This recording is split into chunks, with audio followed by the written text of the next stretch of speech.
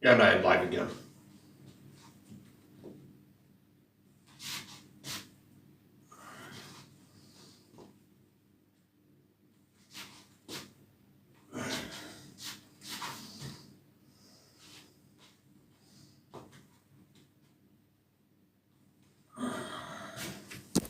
Leading with a flex.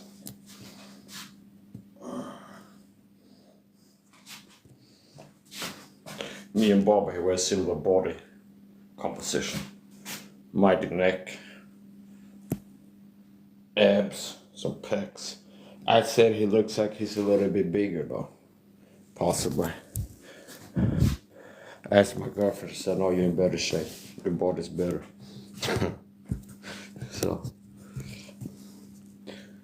she's my cheerleader. Here we go. Let's turn off the chat. I don't need comments.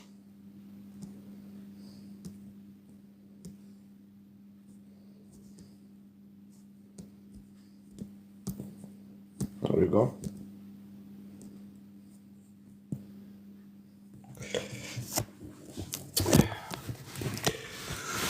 This will be part 2 of my training. Leading with a flex. Still work with a 6-pack. But what I'm doing, making videos, what they're doing, heading on, but never cross. Mike Saha still a YouTube channel, bitch, I'm the boss. Started like my daddy. Bar stunning, uptown Hannah. Okay.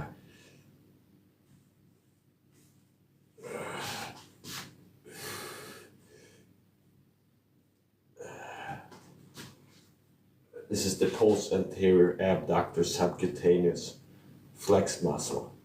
This is how bodybuilders sound. A bodybuilder would know. It's the posterior abductor. That's what it is. I call it the quasimotor muscle. Okay, the quasi, the quas. Meaning it's a certain flex area. I notice it's a certain way I flex. It's like a muscle that pops out here. I call it the quasimotor muscle. Yeah. Here, the quas.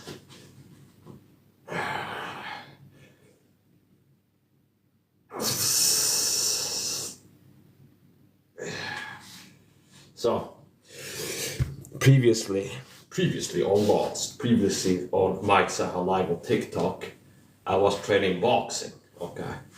So, in this video, as promised, then I went live on my Instagram, Mike Saha 89 on Instagram, and did about 15 minutes of training there. And here we are, part 2 as promised. So in my previous stream, I was training boxing. In this video, I'm gonna train Muay Thai. Meaning boxing, the first training video was boxing rule set, Marks of Queensberry rule set, training boxing punches. And in this training session, I will expand it and utilize elbow strikes, which means it's Muay Thai and or kickboxing. You could call it MMA term. So, here we go. Previously on Mike Saha Live on TikTok, I was training boxing combos. This, I like to showboat, okay? Show off a little bit. Look how fast, look at the punches, look at the feet, champ. Let's go, champ. So here we go. Look at the speed. It's not just the speed. 4 punches in 1 second. So sometimes I see something, I open up YouTube or Instagram, I see some pro box, something like this. Look at the speed. I know it's hard to believe. I didn't edit the video, and I'm like, bitch, please. I've done faster punch combos than that, and I'm not a pro boxer. So a lot of times the showboarding style is like I see stuff on Instagram, people like boasting on themselves, like look at my speed, and I'm like, I can be at least as fast. So it's like I go live and it's like, okay, these guys are boasting. So what is the point? Look at the speed here. Here's the 4 punch combo. That's 4 punches, okay, here.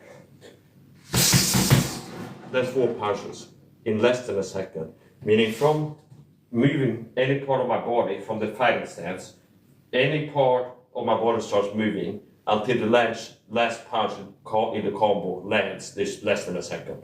So from anything starts moving until the last punch land, I'm aiming for a second or so. So here,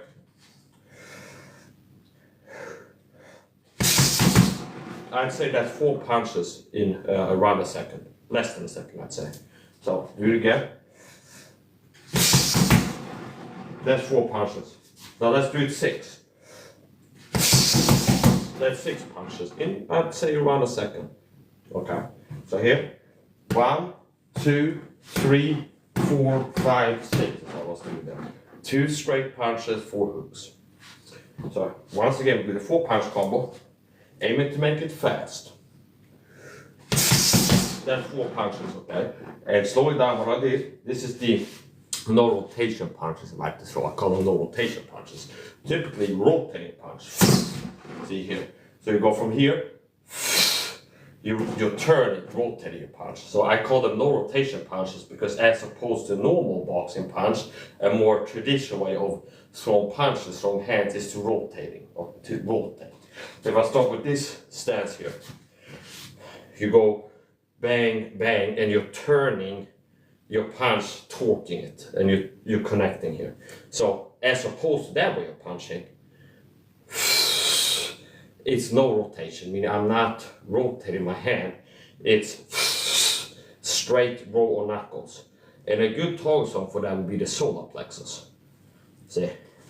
So here, and I'm hitting with the row or knuckles. Here, solar plexus. 1, 2, and then this is what's happening on the side you can't see. But it's here, 1, 2, and then as I'm retracting, I go 1, I'm retracting, and this goes to my chin here, okay? So here, 1, slowing down the combo for you. Here's fast. 4 punches, okay? Now, slow, here's what I'm doing.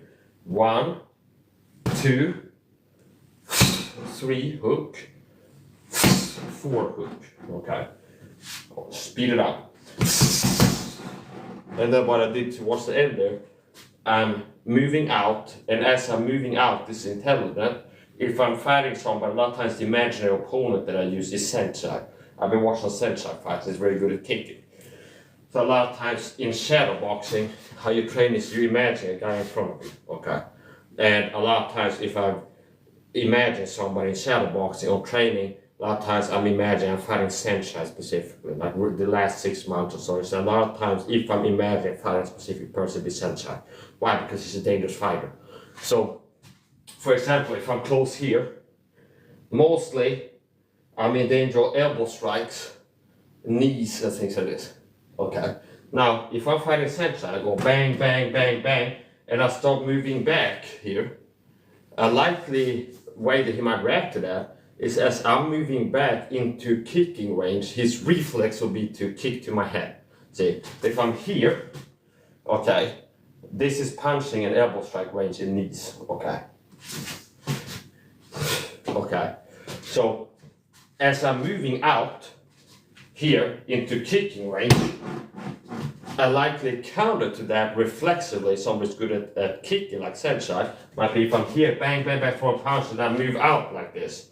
It's like, as I'm moving out, he kicks to my head there. So what I'm doing is this. 1, 2, 3, 4, in and out burger, which means I threw my punches, my combo is out. There's no reason to stay here unless I want to stay attacking. So it's bang, bang, bang, bang. I don't want to throw punches anymore. And I'm moving back like this. So it's here, close range. Bang, bang, bang, bang. I'm done punching, and I move back like this, kinda. So what I'm doing is bang, bang, bang, bang, and as I'm moving back, kinda, that's what I'm doing. Whereas I'm moving my left leg up in a check position in case there's a kick, like a low kick here, and my hands go kinda up here. Now, this is also covering my body. It's kind of like covering a lot of things, okay? So here, see, as I'm jumping back, this is an unlikely target zone for a kick. Like the back leg, okay? The left leg is more likely to get kicked. So I'm doing this bang, bang, bang, and I'm moving back like this, and I'm putting my left leg up, which is covering my body, and it's also making my left leg less vulnerable to absorbing kicks, okay? and the hands go up in one another way. So here's the 4-punch combo once again, and these are the no rotation punches. 1, 2. So when I'm punching, it's this row of knuckles, it's no rotation punches. Solar plexus here. Okay, so here, 1, 2, and it's no rotation. There is rotation, shoulder rotation, hip rotation. Okay, but the punch is not rotating. So it's like from the guard being like this, the punch is not really, the hand is not rotating like a traditional like this for punches. You're rotating, torquing your punches. Hence the term no rotation punches. So it's here, 1, 1, 2, okay, and it's no rotation in the hand. So normally you do it like this. See, okay, that's a rotation punch, meaning bang, bang, and I'm turning the punch, okay. So as opposed to that normal way of punching, like this, where I'm turning, I'm not turning. So hence the term no rotation punch. Okay. So this 4-punch combo that I like to train, it's 2 straight no rotation punches followed by 2 hooks. And then I'm moving back. And I'm moving away from the right too. Okay, which is the power side. So I'm moving back here and putting like a block up. So it's bang, bang, bang, bang. Okay, moving back like this. So, also if they be like a teep, a push kick, as I'm moving back, it makes it a lot less powerful. So, as this is not really that worrisome, like here, as I'm moving back. The main thing to protect against is like up kicks to the head as you're moving into punching range. So, here, and then I'm flying back there. Okay, so here, bang, bang, bang, bang, and there's so many different ways you can do it. I can keep it tight and controlled. I can make some of them tight, more than wide. Okay, I can incorporate level changes, distance changes, target zone changes. So here's one way to throw this combo: remaining static and not. My feet will remain planted here. I'm not going to move my feet. And that's meaning now I'm constricting it, where I make a rule like my feet are not allowed to leave the ground. Okay. Why not show you that? So here.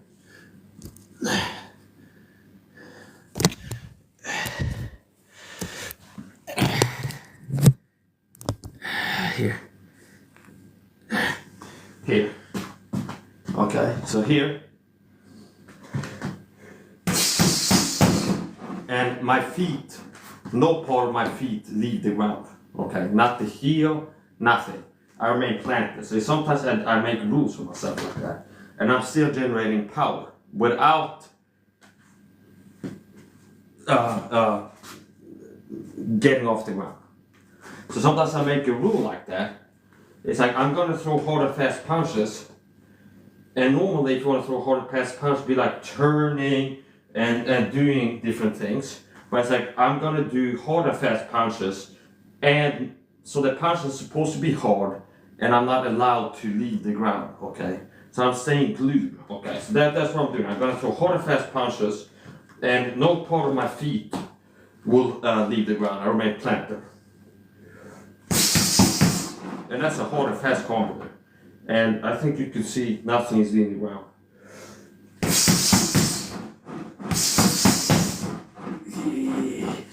Yeah, so this is harder to punch than a heavy bag. I punched a bag before, and this is more resistance. This is a harder thing to punch, okay? So I go a little bit lighter, which means it's hard enough where I start having pain in my wrists and things like this, with wraps and gloves, okay? So, and that's hard enough to hurt somebody. So I'm down regulating the power a little bit.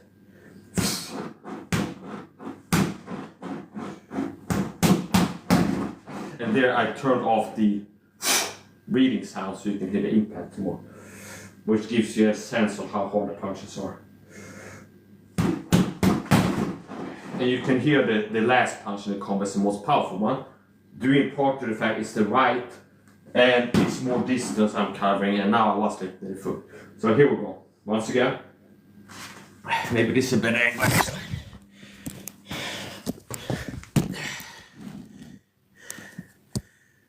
Okay. Here.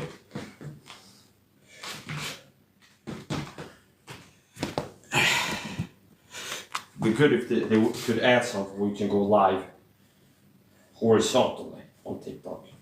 So there's if I turn it now horizontally, it won't turn the feed, okay, so it'll be sideways. So here's the part. Planted, bent knees, 1, 2, 3, 4, okay.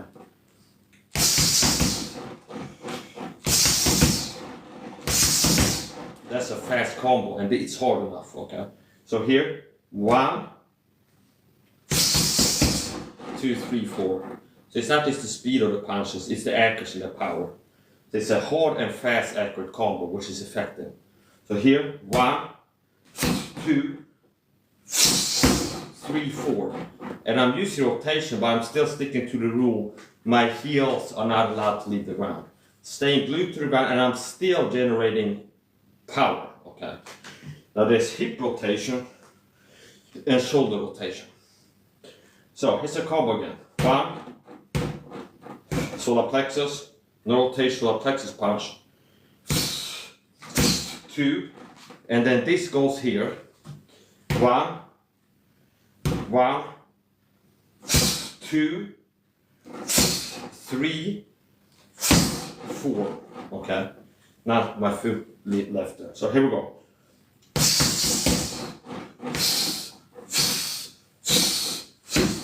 Okay.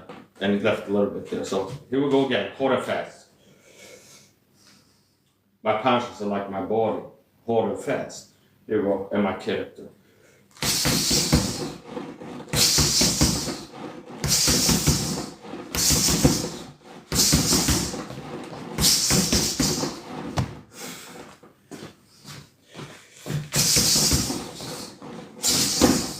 That's the overhand where I connect, touch, and then go here, okay? Still, it's marks of Queensberry boxing rule set. I mean, that's for a boxing training session.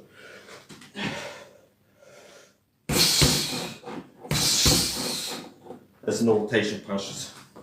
Here. Here, and this. Now let's mix it up a little bit, like I said. Here's one variation of the combo, kind of basic. Stay, same distance, same level, everything. Remaining planted, and then launching, delivering a hard and fast combo. 4 punches, and it's this, bang, bang, bang, bang, okay. See here, that's 4 punches.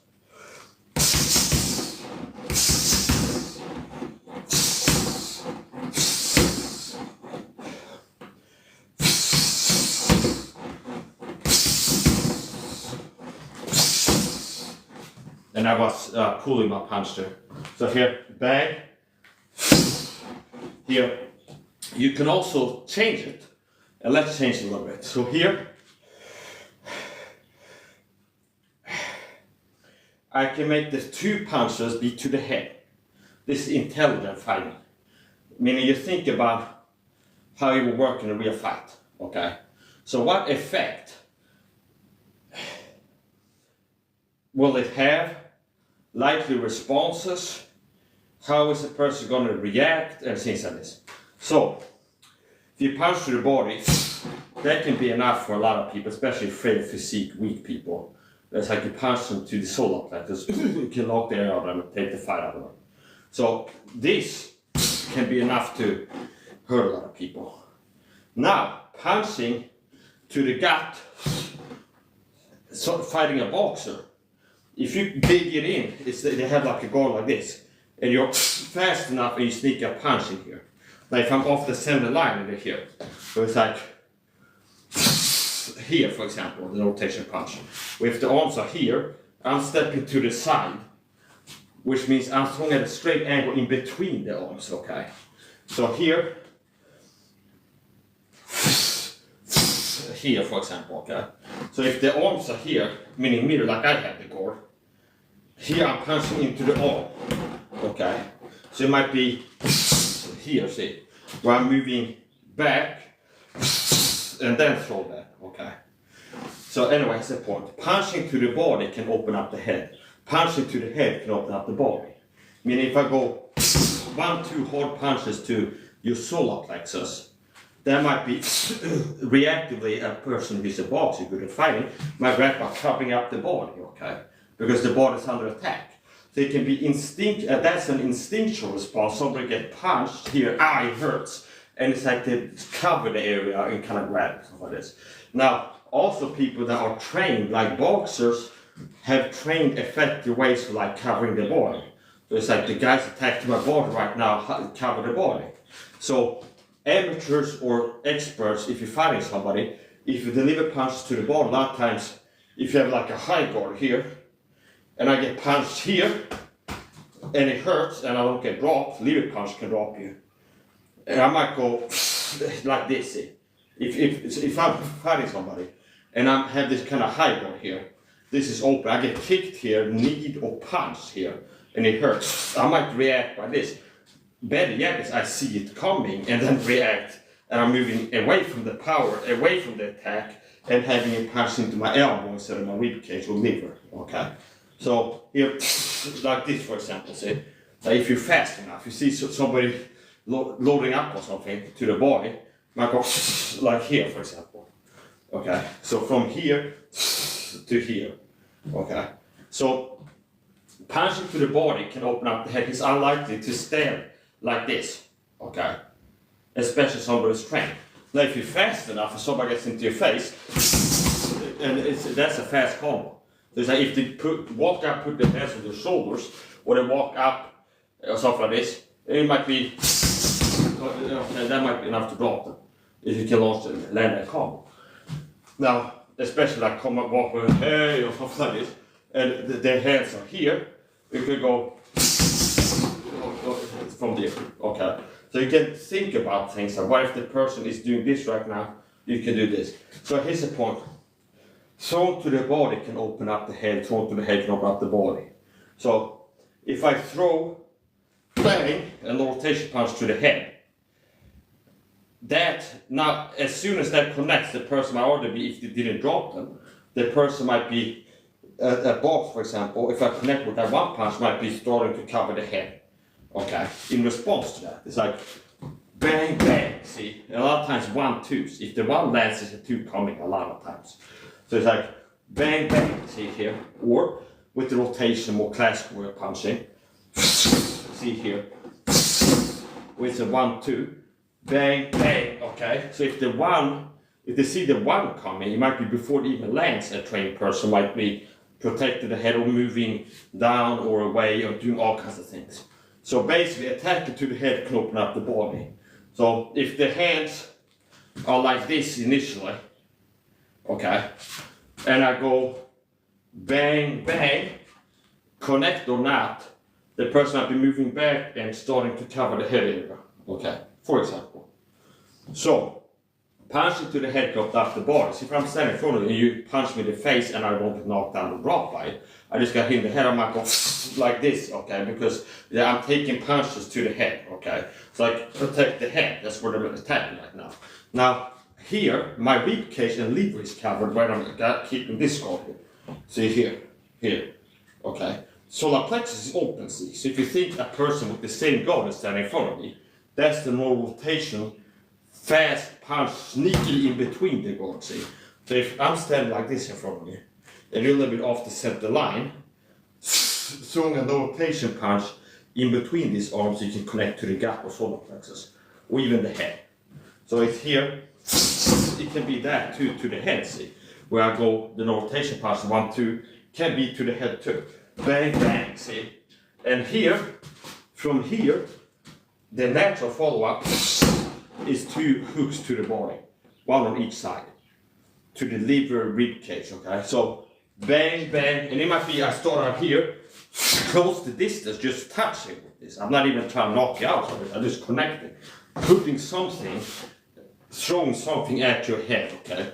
Bang here. This is also covering my chin, because as the arm goes up, it's intercepting kicks to the head from certain angles and punches instead of this. So here, 1, 2, from here, this is a natural follow-up, like a hook to the rib cage off like this. So it depends what's open, but the combo here, 1, 2, person might raise the guard, open up the body for the 2s. So it's like 1, 2, 3, 4, it can be that too. But it's like 1, 2, 3, 4. So the first 2 punches are rotation punches. 1, 2, maybe now the heads go down like this, see? And it's open to hooks from the sides. So it's like from here, I got punched up, I might go like this. And my head is open up here from the sides with hooks. Okay. So 1, 2, let's say the guard goes up, open up the body. Maybe the hands are here, so this is covered with his arms. There's bang, bang, attack to the head, raises his hands to protect his head. Opening up the body, so it's bang, bang, and then 2 hooks to the body. Bang, bang, bang, bang. See here.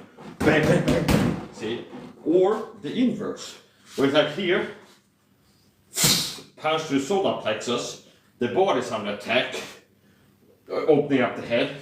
So that here, and I can do a level change if I want to here, ducking under. Maybe I see a punch coming to my head. I duck down under it and throw something to the solar plexus. I can close the distance with this too.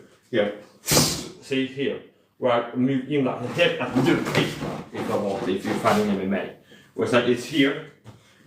So here, I go for the back leg and then do a takedown. And there's different ways you can do a takedown. You can do here too. I can grab here. But if I can get one of his legs, you can do a takedown like that too. So it's now we're getting into more expanded rule set. We start out with boxing. But in boxing here, you can go, see, and this can be what? Either I'm at range and I'm kind of closing the distance with this punch. Here, 1.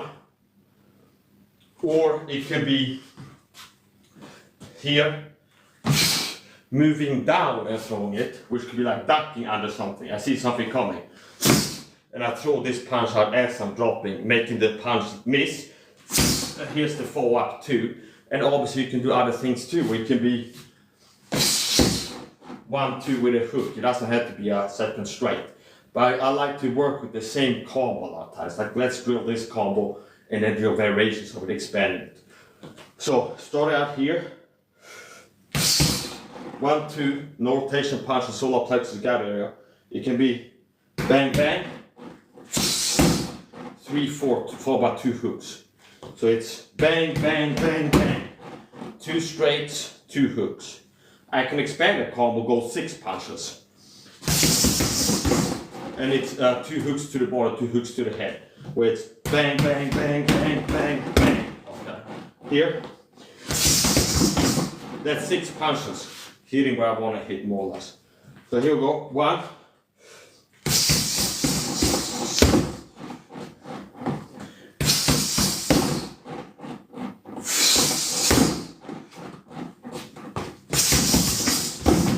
And then this one missed.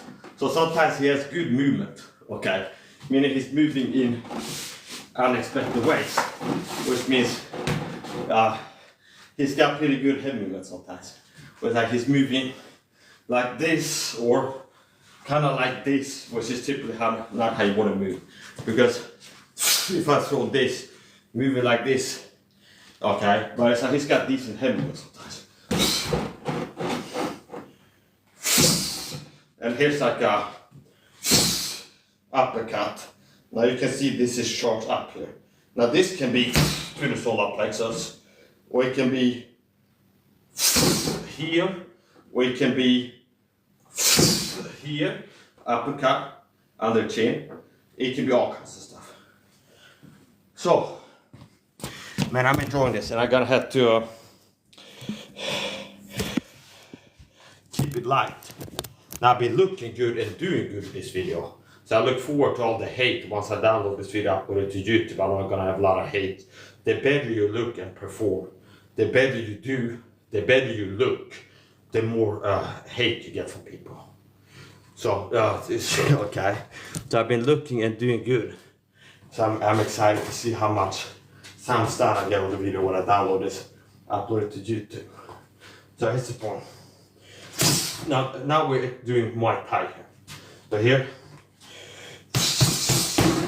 4-punch combo.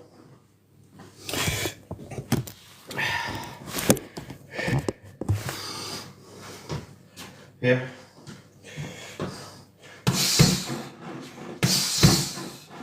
One, two.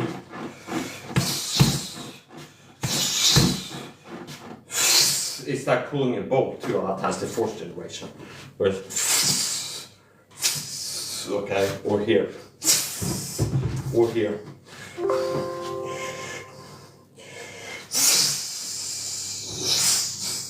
Here, or here. It's kind of like a bow. Okay, you're drawing a bow. So it's like here. Here. See, I'm moving this arm out, this one back.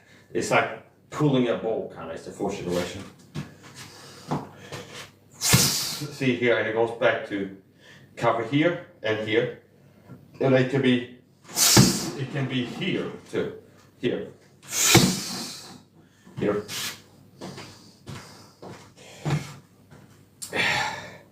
Gotta do a hydration break. Your battery's running low. It says on my laptop, so I'm gonna end this. Put it back on a charge.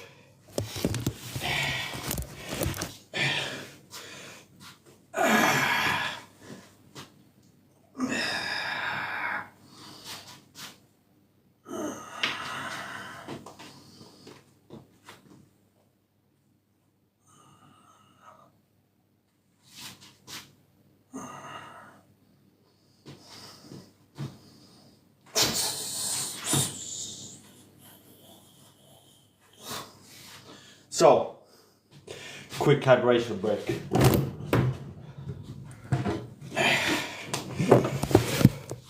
It's a natural dude chef rehydration drink.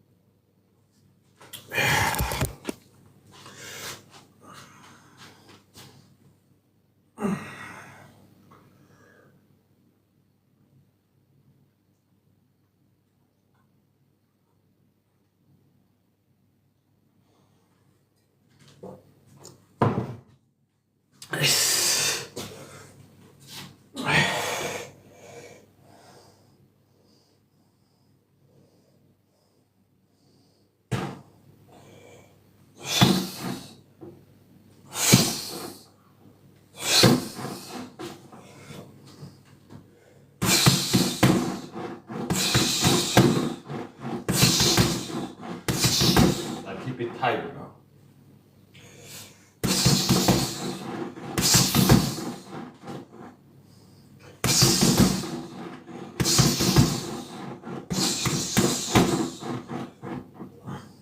And before I was going wider and more from the side. And now I'm doing the combo a little more tight. I mean, it's bang, bang, a little bit from the side, but I'm still connecting kind of here. Now this ribs are going here. Okay. So it's bang, bang, bang, bang.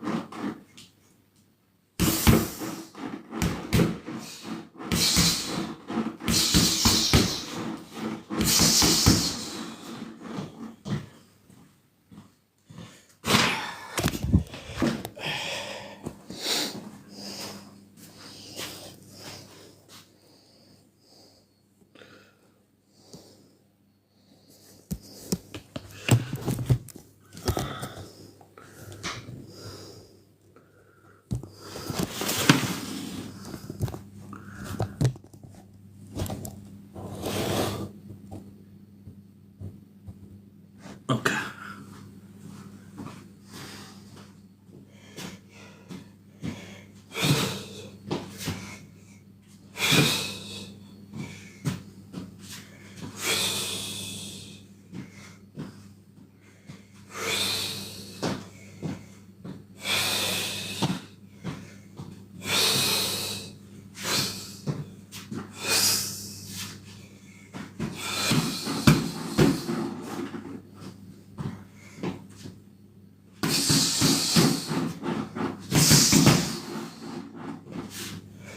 One, two, three, four.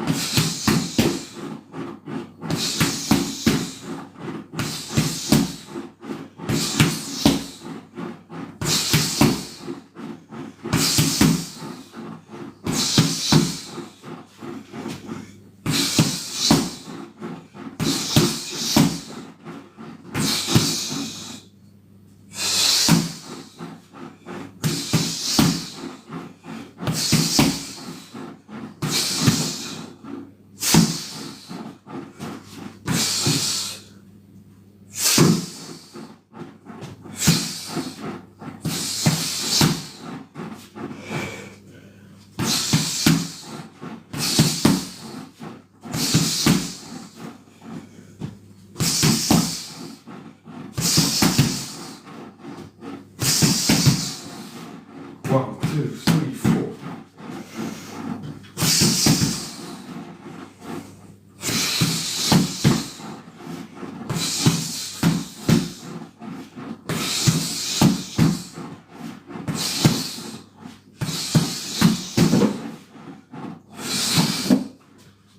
Now I just stopped being boxing and turned into Muay Thai MMA.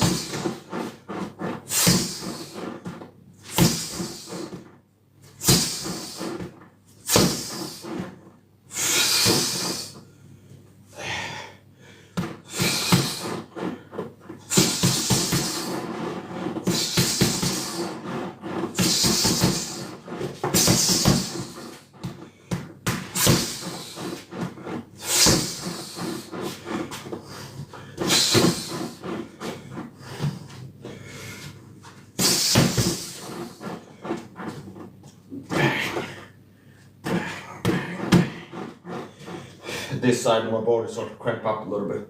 A lot of times if a muscle group starts cramping up, is around here, which I guess the way I'm built, like throwing stuff is like the activation.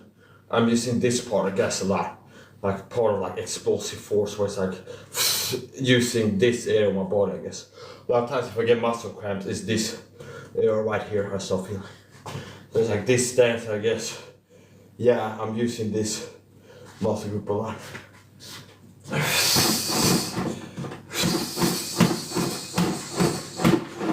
gotta put my phone, my laptop back on the charge.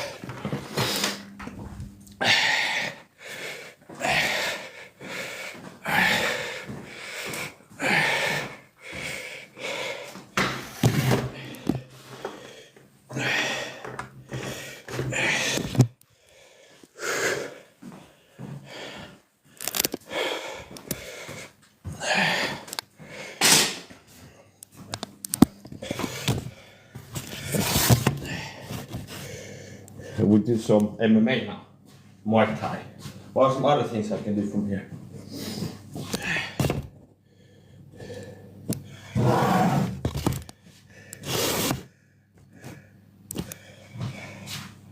I can do elbow strike to the same target, so solar plexus. See here, short range elbow strike. From here, you can tap here, you can go here, you can do all kinds of stuff, or you can go. See, explode in with this. So if the guard is here, I can move the elbow here. Solar plexus, like the, what's it called?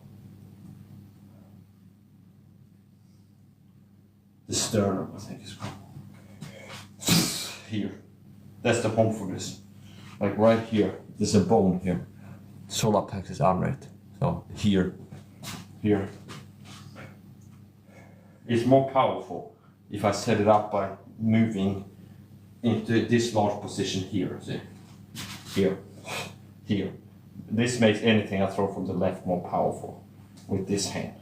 If it's this or left hook or something like this. Now from here, bang, bang, bang, bang. I can go bang, 1, 2, 3. So here from distance, see there, I'm closer to distance here, plant that in the guy's jaw, and then down, and then here, direct 1, 2, see there, 1, 2, I go left, bang, 2, followed by a 2 uppercut elbow. I call it uppercut elbows. I have my own names for stuff. So here, okay, this can hurt.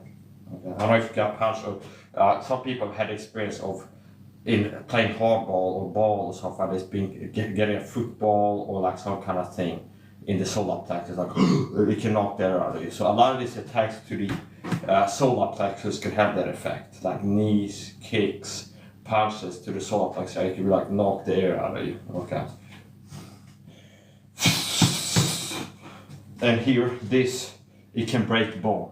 The elbow is the hardest bone in the human body, which means in street fights you don't have gloves, and a lot of people are likely that it's not hard. It's just like that most people have brittle hands. They don't have conditioned hands. They don't have good technique, as it is. So they can't. It's like they can punch hard enough to break their own hands and wrists, and that's something that happens quite a lot. People not break their hands in street fights. Which is why in my previous video I was talking about palm strike. So palm strike, you can use them. Well, that's a palm strike. So it's similar dynamics, body dynamics as throwing a punch. Only I'm hitting with the bottom of my hand here. Here. This is a 4-punch palm strike combo. See? And it's like punching. Only I'm punching with the inside of my hand. See here. So people think, I've had people don't understand fighting before, be like hate comments on YouTube a long time ago. Like talk about palm strike. But it's like slapping somebody, it's not gonna be, you don't know what they talk about. Why don't you search Boss Ruden palm strikes on YouTube and you see some clips about a professional martial artist who knock people out with palm strikes. It's like, God, they're really good. Okay, Joe Rogan too. Joe Rogan palm strikes, you search that. They go, oh, when I was watching Michael about palm, I'm like, he doesn't think that's not how to punch. Why don't you search Joe Rogan palm strikes or Boss Ruden palm strikes? And be like, oh, maybe Mike wasn't crazy. Okay, I was like, oh, this is fake martial arts, talk about palm strikes. Okay, so anyway, here's the point. Palm strikes are good for street fights, but you don't have wraps and gloves, okay? So punching like this, you're more likely to break your hand, especially depending on where you hit. So palm strikes, I'm punching, I'm using the same body dynamics as throwing punches, only instead of hitting with the knuckles, I'm hitting with the bottom of my hand. So how to throw a palm strike, it's not like a pimp smack, like it moves something, it's like this, where you kind of hit with the fingers. It's, if you have your hand like this, you draw a line in the middle, and you hit with the middle line and down, okay? Not with the middle line up, like this. This is not how you palm strike, okay? It's not this, okay? It's not that. It's this. See, there. And I'm hitting with this part of my hand. So the same body dynamics as from boxing punches to 95%. Instead of this here, bang, bang, with the knuckles, it's bang, bang, and I'm hitting with the bottom of it. Here, see here. And this slip actually, here. So here, see here, and I'm hitting with the bottom down, here.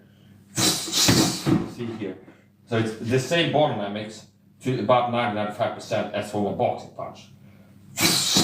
See, to the right on the bottom. Bang, bang, see.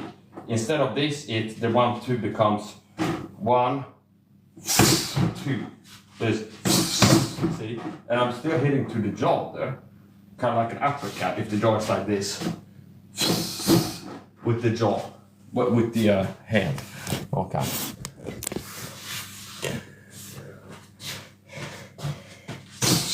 See, 1, 2 there. Here. 1, 2. 1, 2. Pop strikes. It's this here. See, here is the impact. Here. It's not this. Okay. Okay. It's this. Here. Like a punch, only instead of this with the knuckles. It's 95% the same body dynamics as in boxing. Like a right there. Here. See? Here. And combos, 1, 2, and instead of this here, hitting like this, here, it's hitting with this part of the hand, the inside of it. So here, that's a 1, 2, 3, 4 combo. Everything to the head. Bang, bang, bang, bang, and then with this part. So let's like to break your hands with palm strikes than regular punches, especially if you don't have conditioned hands. Another thing for street fighting, elbow strikes. It's the hardest bone in the body. If somebody kicks to the elbow bone, you can hurt yourself. Meaning you can search leg break UFC or something like this. And some of these like compilations of fighters break the legs, like when they kick to the elbow bone. It's like they end up throwing a kick and they connect to the elbow. So the elbow bone is harder than their shin bone, I guess. And they end up breaking it. But the elbow bone is the hardest bone in the human body. And here's the elbow. Here. See to the solar plexus if that's available. Now it can be wrap the hand around, capture the neck, and then pull them into the next attack. So here, for example, here. Here, if I'm here, I can do this here, okay? I can see, it's like sequencing it. It's like here, wrap this hand, and then I can go and do something else. Maybe do a takedown like this. So I put here, wrap this here, get my leg here, and then pull with the arm and push with the leg. And you can do a takedown like that. Okay, you can do this too. 1, wrap it around here, capture the neck. Okay, here. And then pull him into my attack. Like pull myself into his head and pull him into the attack. And just holding it here, make the punch more hard. Why? It's physics, okay? Meaning, if I punch here, notice how it's moving back, so some of the energy is like its impact here. As I'm connecting, I'm starting to push the object away from me. So there's some energy loss, meaning the punch comes, a lot of force is being used to like move my head back. And you can also make punches hurtful, as boxers do this, like moving away from the punch. As a punch coming here, turning with the punch, for example. If a punch comes here and I'm turning with the punch, then I'm not like trying to keep my face still as I'm eating punches. There is a punch here and I turn with the punch and it hurts less. So basically, if a punch here is starting to move the head back, if I trap the head, it makes the punch harder because the head can't move back. So the energy being delivered to the head is going like into the head, and none of that is lost by pushing the head back. Okay. So here, okay, that can really fuck somebody up. So I used the first time Cassie, I think, in this live stream, so maybe you TikTok will put like one of these restrictions now. Now here's the point. From here, okay, that can be enough to drop somebody here, here, and this is a charge, the setup position. From here I can go here too with a knee. Okay, here I can capture the neck and do a combo. Okay, so here. See, everything starts with this. Here. See here. See, this is how I'm setting this up. Here. Wrap it around here. It can be this right away. Okay. Or it can be bang here. This. Okay. See, it can be bang, wrap around the neck. It can be knee and then flow into elbow. Okay, so here, sit there for a second. Here, okay, now I missed that. So here's the puzzle, and it's become unsolved since I started training. I bought this on Team.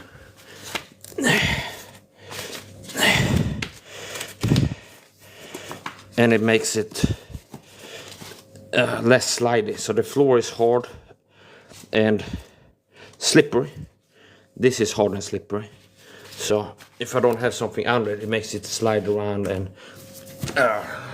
more noisy and things like this. So, gonna reassemble this puzzle.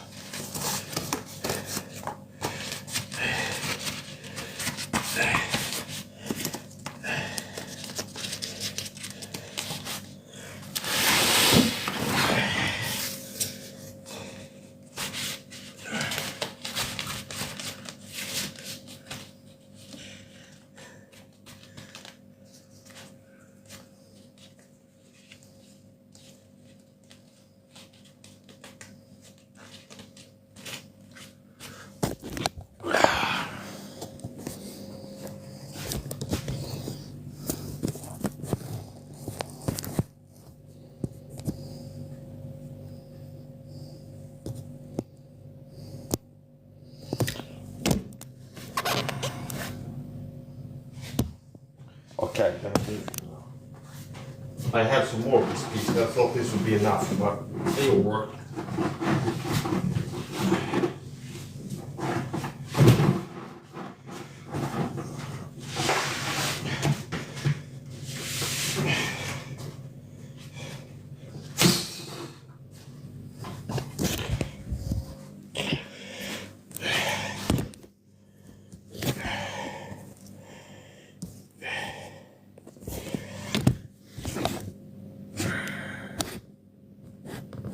There you go.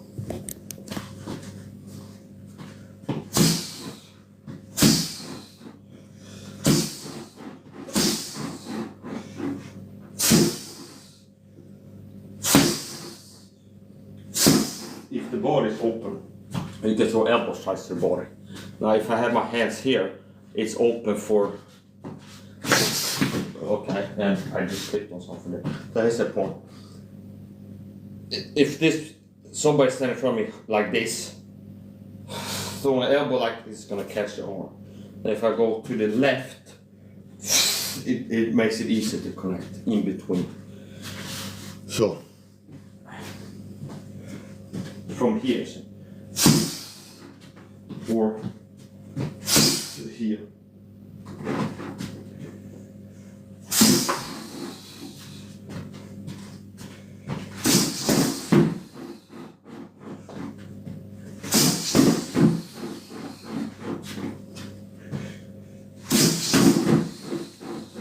One, two elbow strike combos.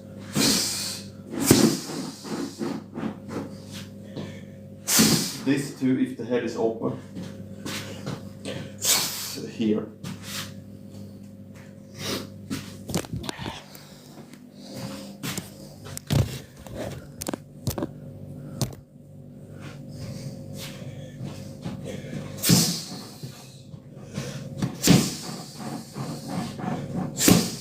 You can break ribs with punches and knees.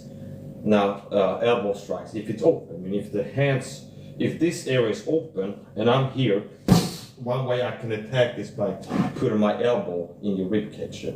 Here, there, see, if there's no hand in between. If the hand is here going for my neck, then I go here, you can turn, like, if you connect with the rib cage. Here, this, straight up.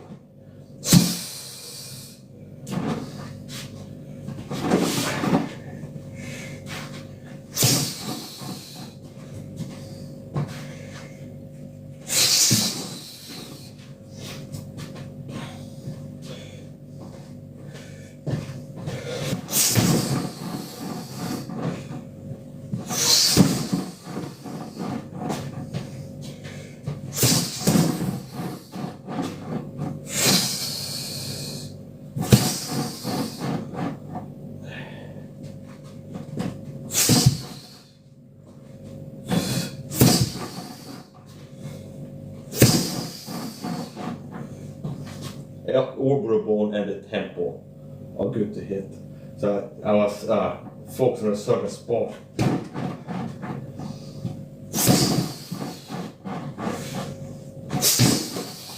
That one is hard. Where I do this here, and then suddenly it becomes this, like an overhand wide elbow. Where it's like down here, and it becomes this. Here. Here.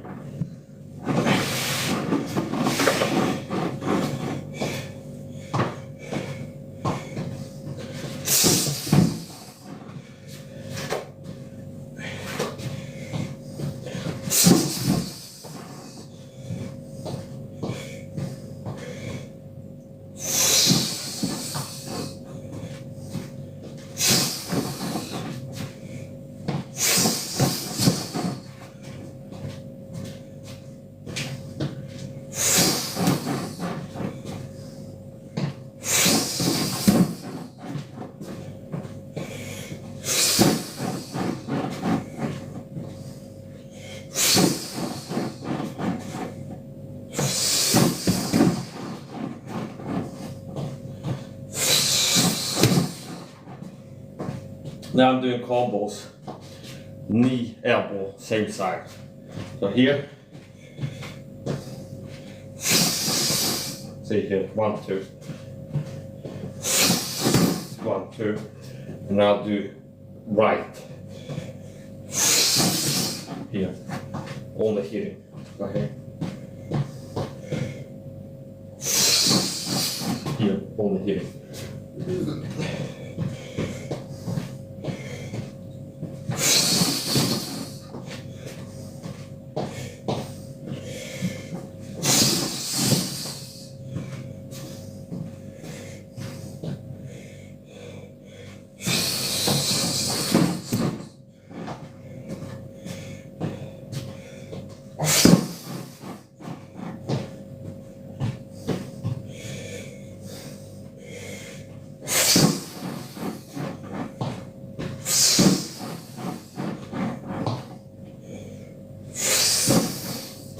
I'm a little bit hesitant about throwing certain kicks. Go lighter. Here. That's another way to attack. I can get the shoulders here and then explode up with a knee. which can be here or here. I've seen clips in my Thai fights and the UFC where a guy's face will explode from knees to the face. Meaning that it's like their nose explodes, it's like a blood, it's like they break the nose, bust the lip, things like this. There's no padding on the knees and there's no padding on the elbows either. So there's also a way, if you're a striker, that you can defend against wrestlers that try to do a takedown on you. So if I go here, left hook, and then I'm gonna take you down somehow. If I'm moving my head down here, okay, to see, if my head is moving down here, I'm very close to knees. Okay, so if you can build a skill of like reacting reflexively, seeing the head moving and like connecting with your knee to it, that can be used for takedown defense. I like striking takedown defense, where somebody's like going down. Okay, now this is I don't find a way of doing it. It's like standing in front of you and just like moving down like this. Okay, but you can train for that. It's like the head goes here or here or here. Now notice if I'm here, a knee can come up. Like just touching, connecting with your knees. That's all about this. That if this person shoots, they move in for a takedown. If I connect with their head with my knee as they're moving in, that's the way you can protect yourself. Head comes in, connect. This is more powerful, obviously, from the side. So using knees to defend against takedowns, I believe it can work. And then if the head is here, just like a boxer might do an uppercut, okay. If you can knee, you can use the knee there, okay. So it's like a boxer, if the head is here, it's not unlikely to throw like an uppercut here. Now, if you can knee, you can connect with the knee up there. Okay.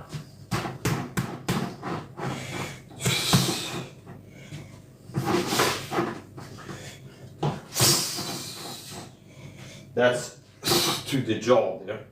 A lot of times good place still with elbow strikes is the overbone or the temple. Jaw too. Here, I like this elbow, where I start kind of from here and then turn into kind of like this. Sometimes I put my hands together as a setup for elbow strikes, like this. Here, see here, and it can even become part of the force generation, pulling. Okay, so here, like here.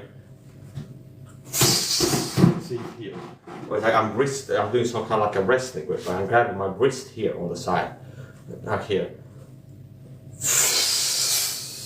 and I'm pulling. So.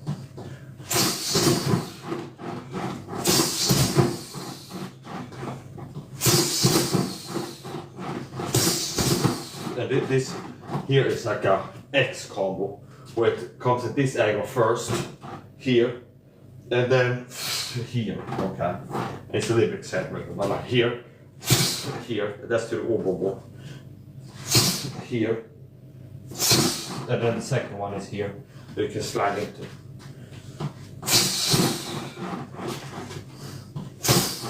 And this is more like a hook, it's more like a straight line from the side. Here,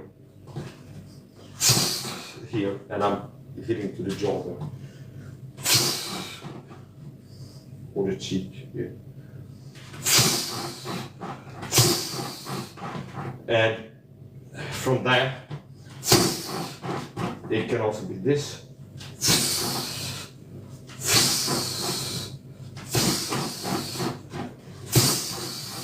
And then one.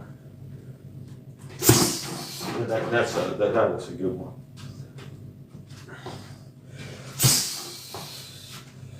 elbow strikes are good at creating cuts and also breaking bones. Elbow strikes don't have to connect with the end here.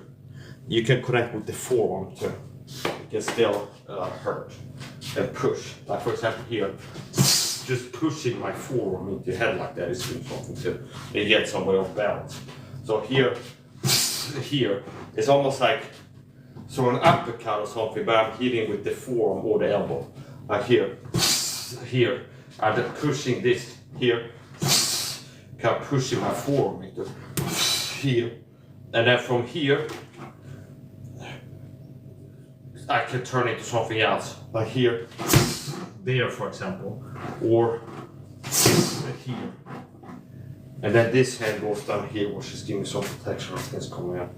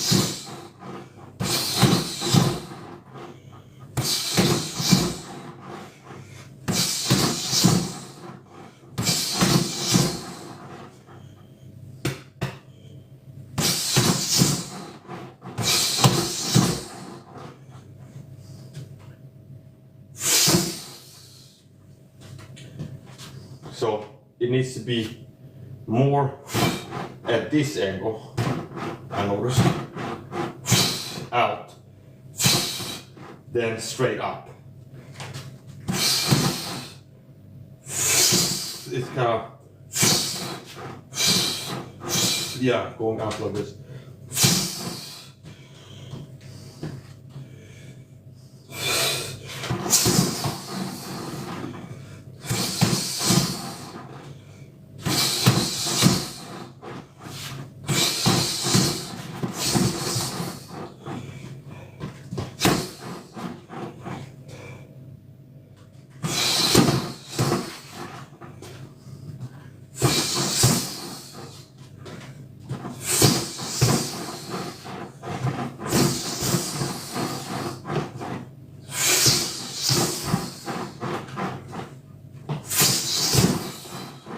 I actually ended up hammer fisting myself in my top lip there.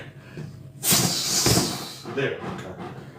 Which this is, I guess it helps to not have that happen. Keep your hands together like this.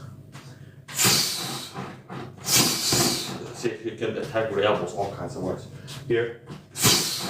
So if I slide off from over here, there is a charge up. For like the natural way to follow that up is to do an elbow from this side. Like this builds power for this, okay? So it's like the first attack, especially if it misses, actually can be used to charge up this type of elbow. So here, here, here, here, even this. Here. That became spinning like a hand fist, I guess instead. So the same thing can be elbow here, or it can be like a hand fist.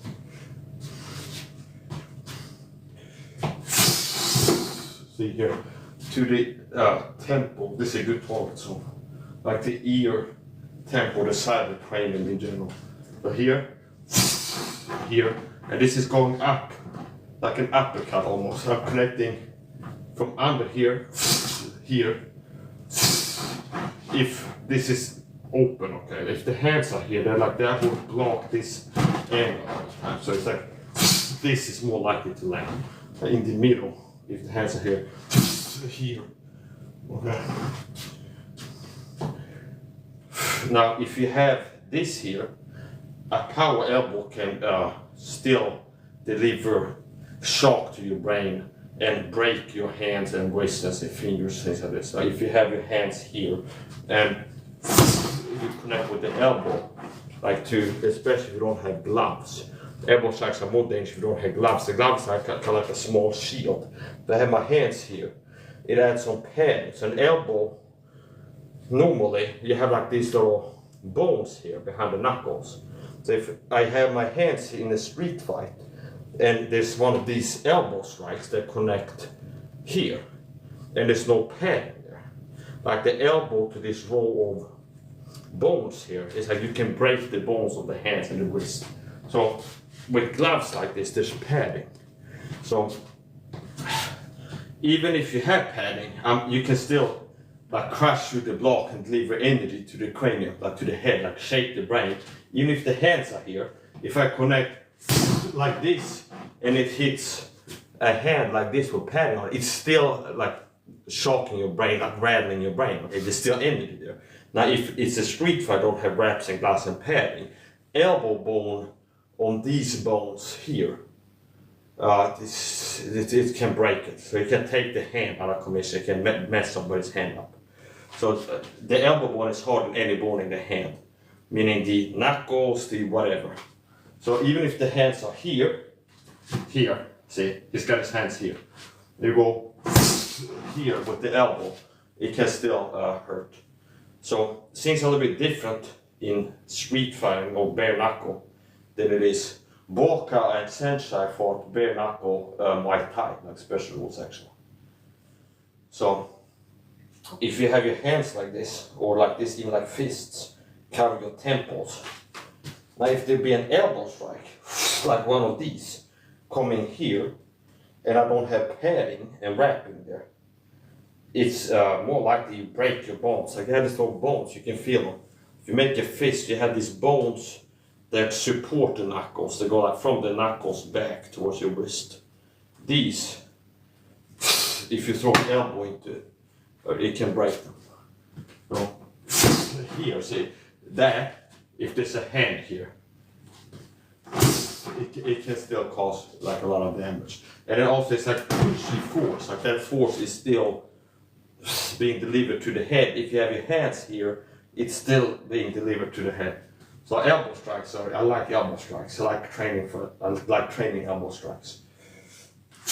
Here, if that's open, see, here, it's kind of like an uppercut, where I'm connecting like this with the elbow, like here.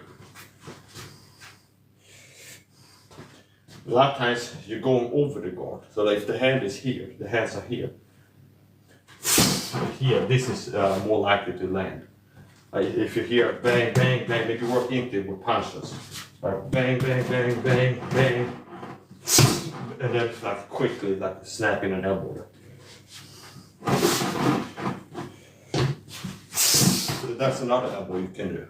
Where it's like I go up here and then go down with it. Okay.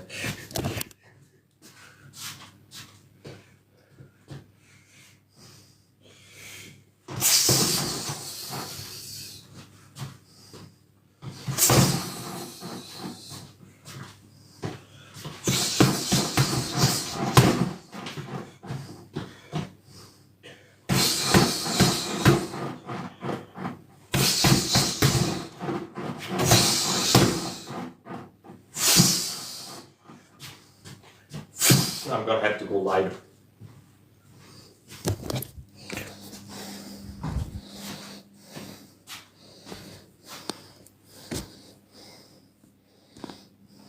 So, keep training here. I solved the puzzle before and then... Okay, they will. I hate this one. It's like you're moving it and then something pops up. So yeah, elbow strikes. Here. Here, I call this the uppercut elbow. So if I'm standing in front of you like this, see, like it's mirrored. I got like a twin. Like the other guys do the same things I'm doing in front of me. Okay, like here. We're standing in front of each other like this. If you notice here, these elbow strikes that you see me do sometimes here to the rib cage, that would not be hitting the rib cage if the guy stand like this in front of me. You'll be hitting the elbow or the forearm some other side of the body. See? So if I have this guard here, see? This is also the combo I was training before, the no rotation punches straight. Then we stand straight from each other. I step to the side, see that can be a no rotation punch here. So it's like here, here for example, here. See, these are more likely if the hands are here. If you would throw a punch, he's here, it can go in between my hands. This type of stuff you have to think about. Like how is the person reacting, what they're doing. So it's rare that if you end up in a street fight, that you find a guy with no arms, first of all. Okay, like why would he, like a guy that has no arms, like a double amputee, like get in your face. Maybe he's an expert in headbutts or something like this. Now here's the point. Okay, it's like that'll be from up here, that's pretty much all you gotta be worried about. Okay, like his headbutts. It might be this, and then like attack with his head. Okay, like here. Also how you headbutt, in case you're interested, it's not like this. Okay, that's not how you headbutt. This is better. Meaning I'm using this part of my head and more like a ram or something like this, like if you've seen rams, like male sheep, when they fight each other, they back up on each other, they run at each other, and they kind of they headbutt. So you don't headbutt like this. Okay, you don't headbutt like this, like throwing a hammer fist. That's not how you headbutt. Like you headbutt more like this, okay, or an upper angle. You can go here and headbutt like this. Okay, like here. Now headbutts can be effective, but it's like you don't headbutt like this. Okay, if I want to attack with my head into a headbutt, it's not this and then like this.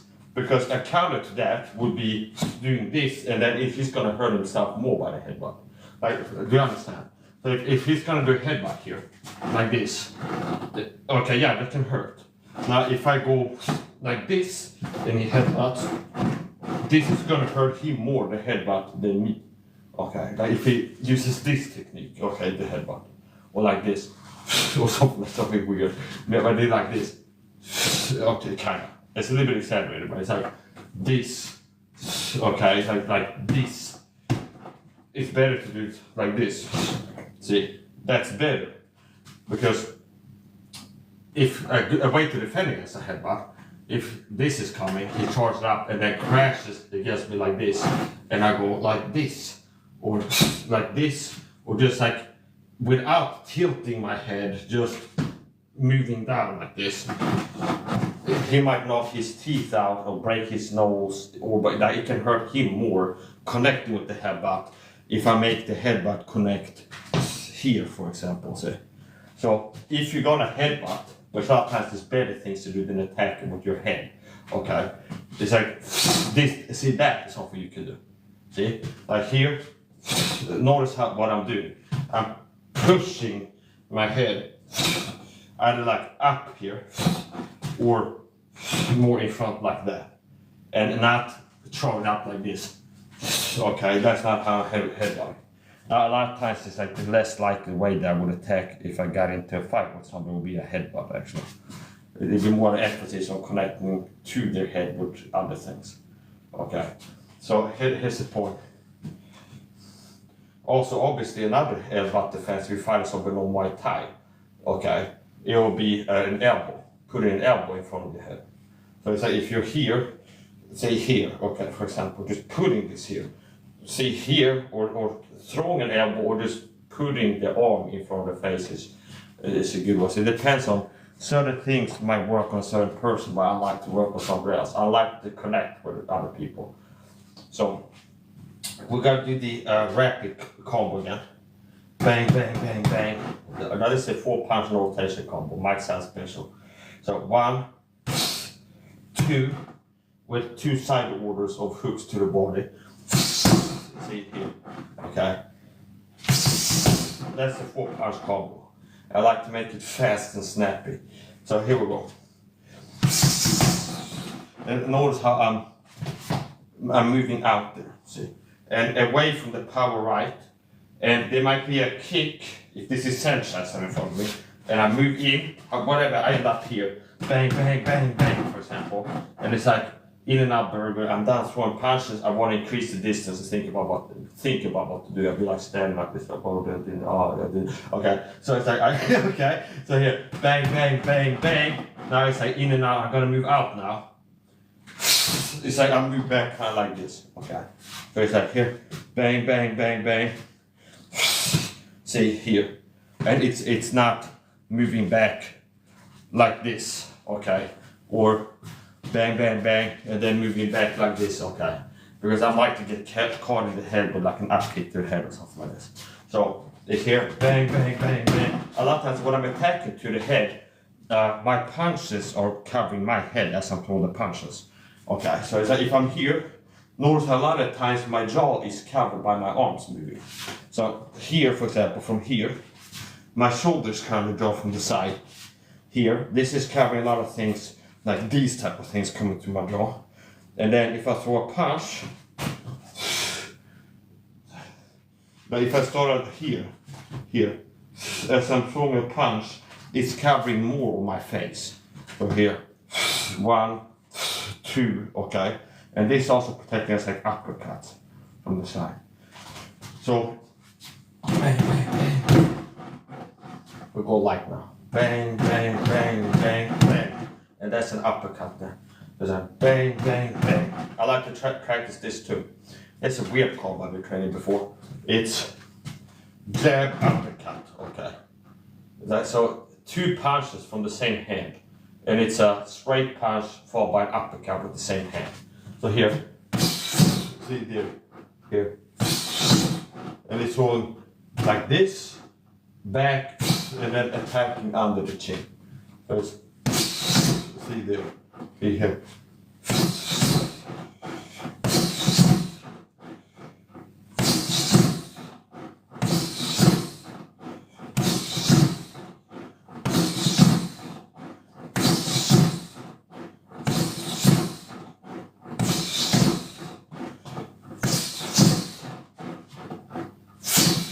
Even lead in with uppercut, use an uppercut instead of a jab, if you feel like it.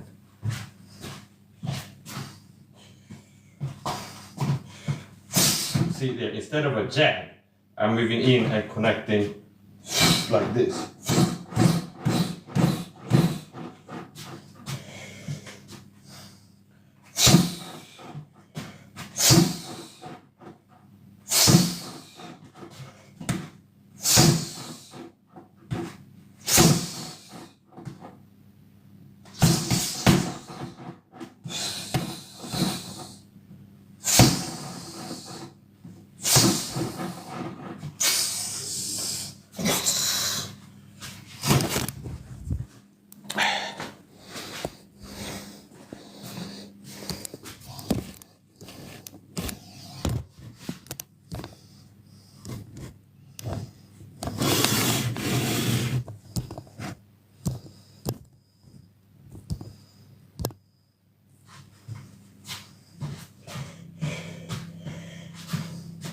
So I stand forward like this, here. So there are no rotation punches. I like to practice those a lot of times. A lot of times that's the start of a sequence. It's like 1 or more no rotation punches. So from here, you see, these are no rotation punches. There's bang, bang. So it's not hitting like this. It's throwing these raw knuckles like this, and it can be here or here, whatever. So here, see here, now that became weird. So here, bang, there, okay, that's better.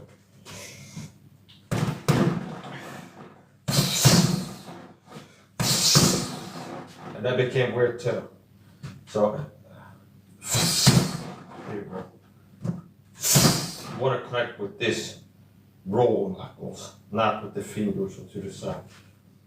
sometimes if you hit the tip of the nose, it makes it start turning.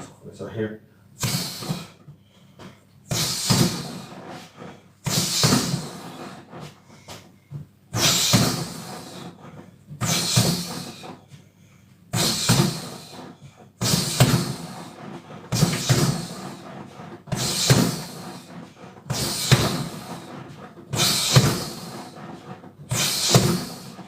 Similar to a hammer fist kind of. Here's a way to throw a hammer fist.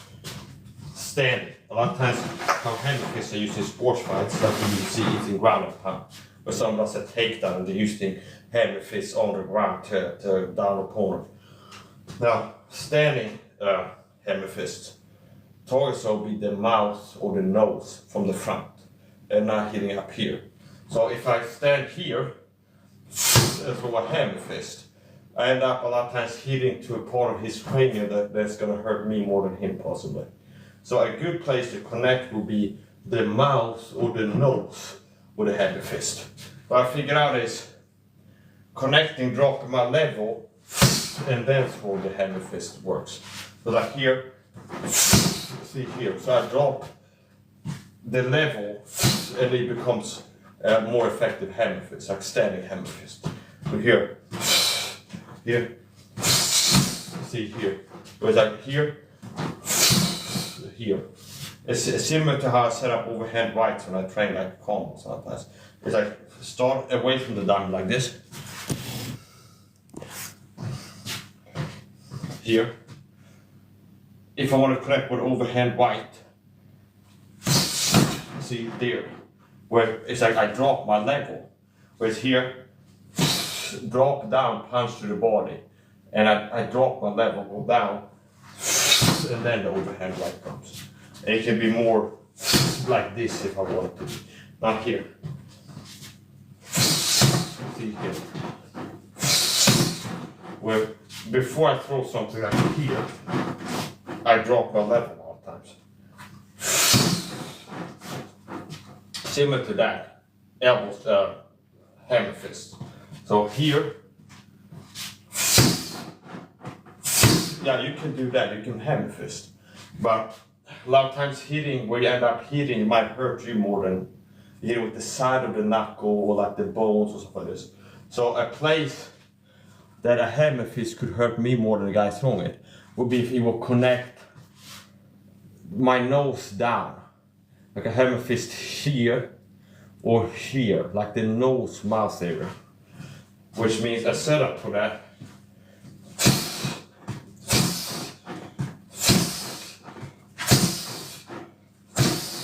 See, I dropped my level here. And sometimes you end up hitting with something else. Now, a lot of times that's not the most effective thing to do.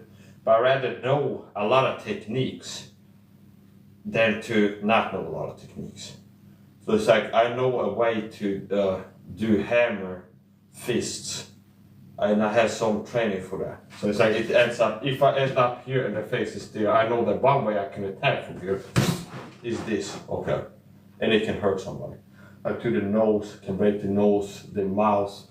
Target's also be here and not hitting the cranium up here. Which means if I'm here, it ends up I'm hitting wrong a lot of times. I'm hitting beneath this knuckle with the side of the knuckle to the hardest part of his cranium, like up here.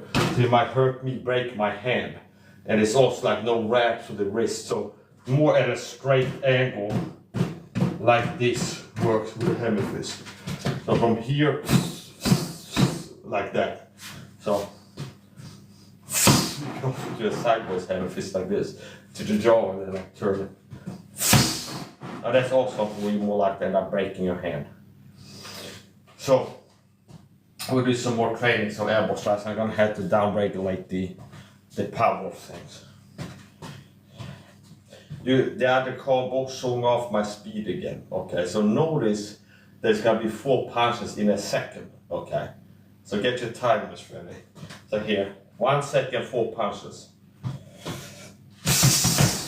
And I think that was less than a second. So from any part of my body, I like to challenge myself and make little games as I'm training. But it's like less than 1 second, 4 punches being fast and hard. Okay, then I do it. So here, from any part of my body beginning to move, less than a second from that, it's going to be 4 punches that's landed. Okay, so it's like from standing static, from the moment any part of my body starts moving, begins to move, there's going to be 4 punches in less than a second having landed after that. See? So it's that 4 punches. I think that's less than a second. 1,000. Yeah, that's less than a second. Here, bang, bang, bang, bang, and that's 1, 2, 2 no rotation punches to solar plexus, followed by 4 hooks. Here.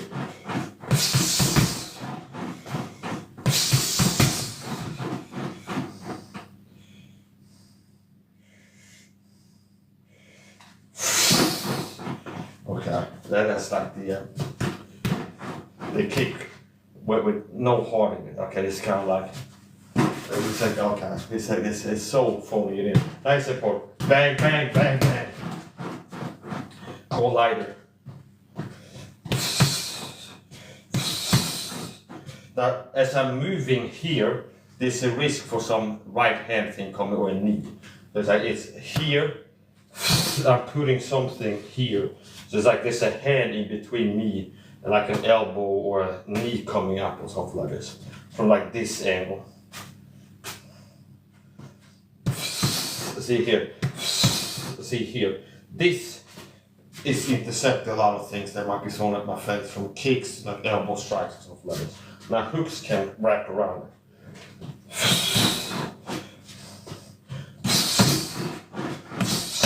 We do 1-2s now, with rotation.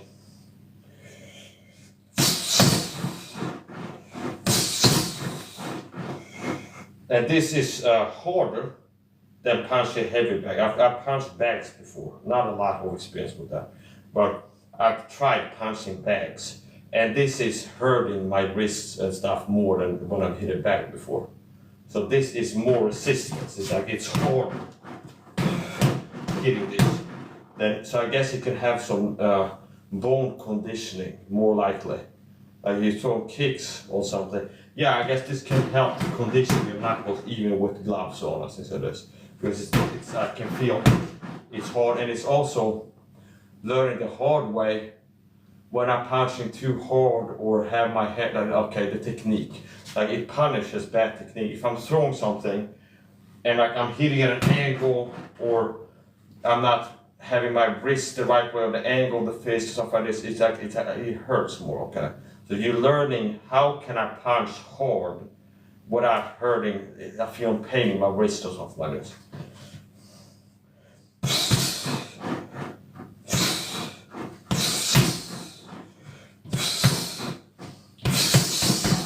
Do another rapid quad ATV combo, a quad. 4 punch combo here, all terrain. Sit here. 1, 2, 3, 4. Here. 1, 2, 3, 4. Here's the 6 punch combo. 1, 2, 3, 4, 5, 6, and there's 2 hooks to the head after that. So a lot of times you hit to the body.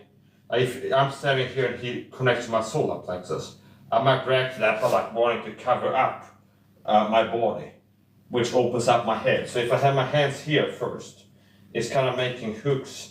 It's easier for me to intercept things, and it's like he might punch into my hands. But if he will connect to my solar plexus here with something, I might want to like cover up this part of the body. If he starts attacking to the body, it might want to cover up, which can open up my head for hooks, and vice versa. If I punch to the head, bang, bang, maybe he starts covering his head, which opens up the body for the hooks.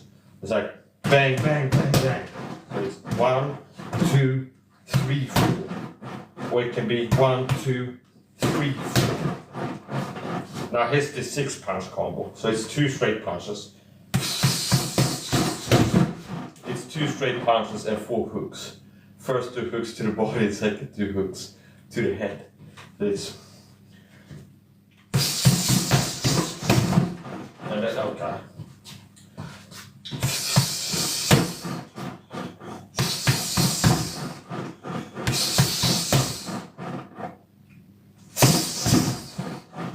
It's like here I'm doing it, kind of pulling my punches, but it's like I'm kind of jump stepping my whole body and all that, kind of pulling at the end.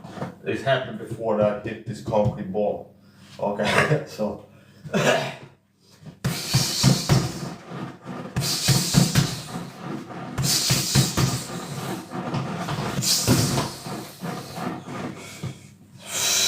Now from here, I can touch his head if I want to.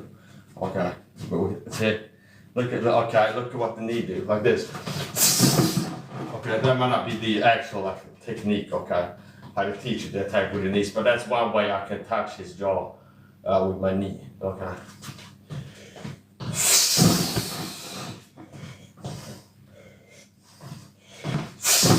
That one was better. I feel like this is good.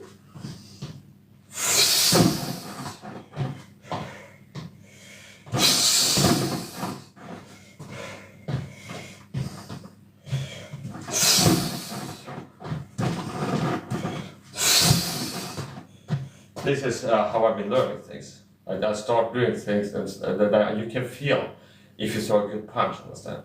So it's like let's attack with the knee a little bit. And it's like, well, that hurt, okay, or something like this. But I connected with the wrong part of my knee or something like this. Or you can feel like, yeah, moving the knee like that, you didn't really create a lot of impact, okay? It's like you play around with it, it's like, and they figure out, oh, this is a way to move the knee from here to here, and that is effective, at least, like,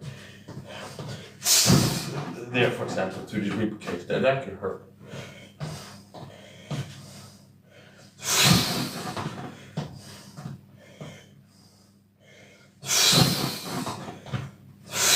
And I'm leaning back as I'm doing, and I'm surprised. So here, it's this.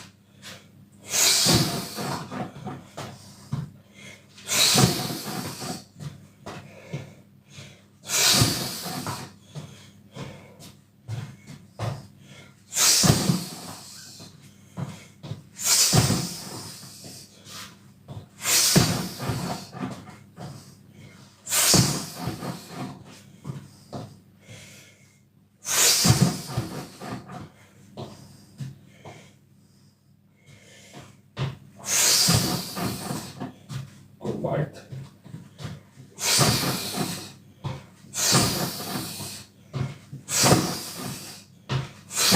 This is harder machine balls. If there's a little bit of pain, that means it's making machines harder.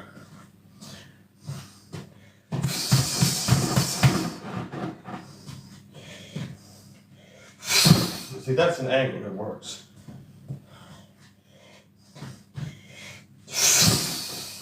Like here, under the pec, like the chest muscle here, like here, either from this side or under here, and this ribs here. So you don't want to hit this. This is more vulnerable, hitting under the nipple than hitting here, this like muscle part. See here, hitting from below.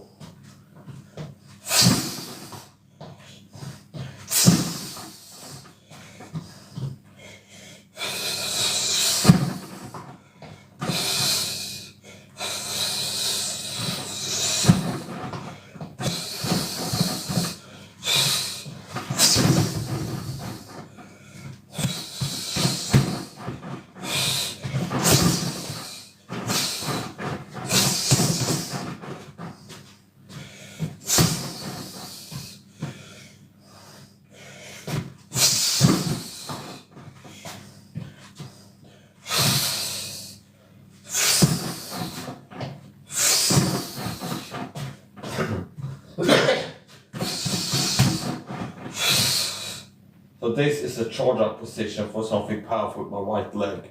Like here. If I'm here, then I jump back like this. From here, throw knees or right leg kicks. It is like more powerful.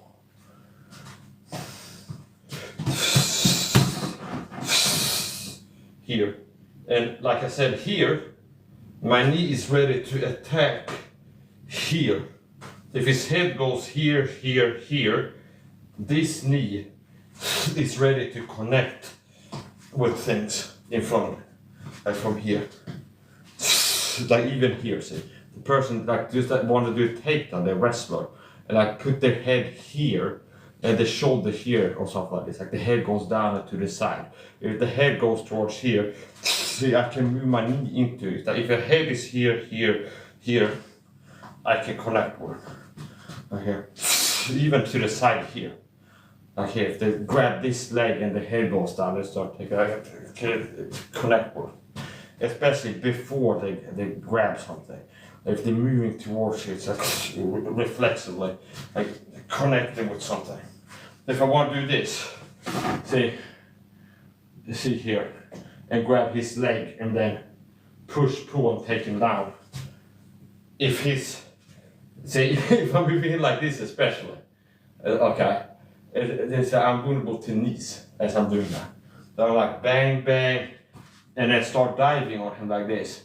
If he knows how to kick, and my hands are going for something, it's like my head is vulnerable to knee attacks. I've seen that happen sometimes in the UFC where people get their face exploded. But it's like that head ends up being here, where a boxer might be like that Kaplan's opportunity, where the guy is like ends up for some reason standing in front of you kind of like this, or that kind of like this or something like this, with like an uppercut or something like this. Now, I've seen in the UFC where somebody explodes up with a knee and it explodes a person's face. So, here goes here, can connect with the knee there. Here goes down here, can connect with the knee. This is the type of stuff you can train.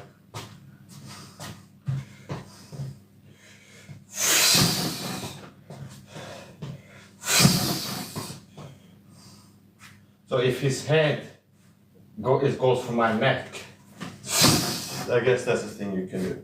I mean, if he does this, if this left hand is reaching for my neck, or it's like my shoulder or something like this, or it's like throwing a punch, or whatever it's doing, like it's open, okay? It's not like this, okay?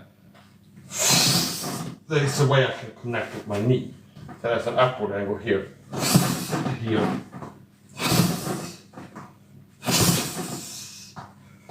Or you can make it more from the side, I guess.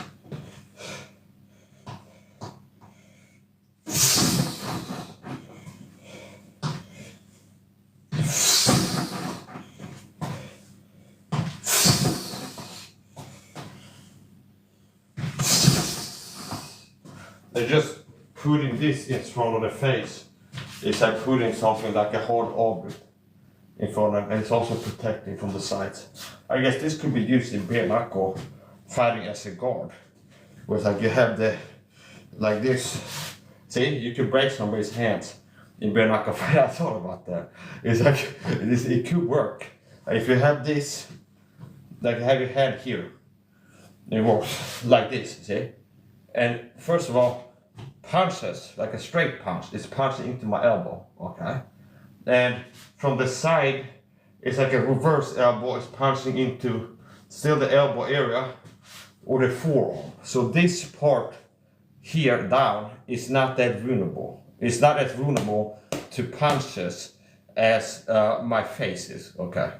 So I guess this is, you could do like a straight punch comes to my face, you do this, okay? It could work. If you train with a guy good at it, it's kind of like a Philly shell or something. It's like a special guard.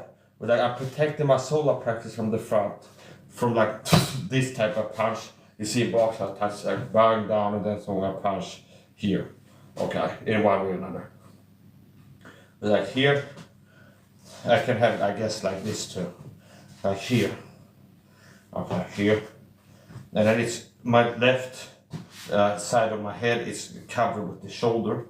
It's harder to hit an uppercut, okay? And you can react to things by like putting it up like this. And then punches can hit here, here, or worst case scenario here. You can break people's fists like that, definitely. Like here. Well, okay, I guess it could work. Here, a bare knuckle. Take somebody throws to the head. You do that. But if it's a straight punch, now you also open yourself up. But it's kind of like a weird thing that could work. Now here, like I said, the punch comes to my face, and I do that. So it is something that could work. Right here, obviously like a surprise back fist. You can deliver that. Like here, say like just here, here.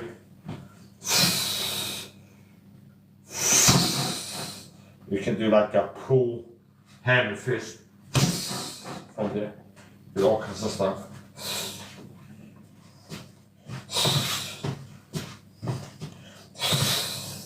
And it's also kind of intercepting some, like this is more vulnerable, this side here.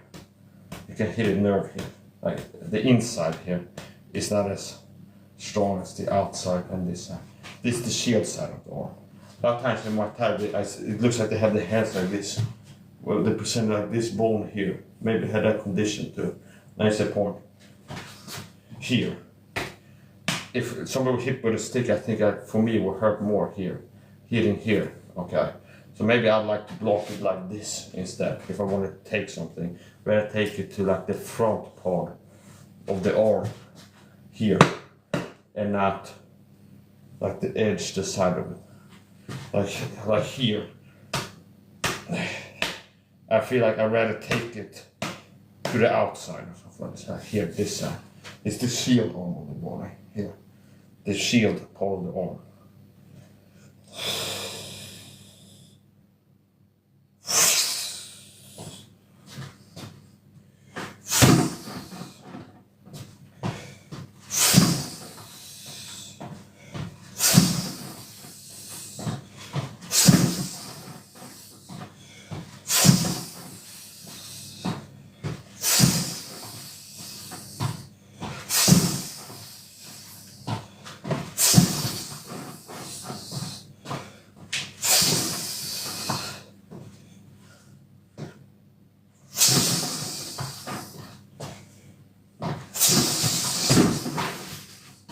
And it's like I unsolved the puzzle again.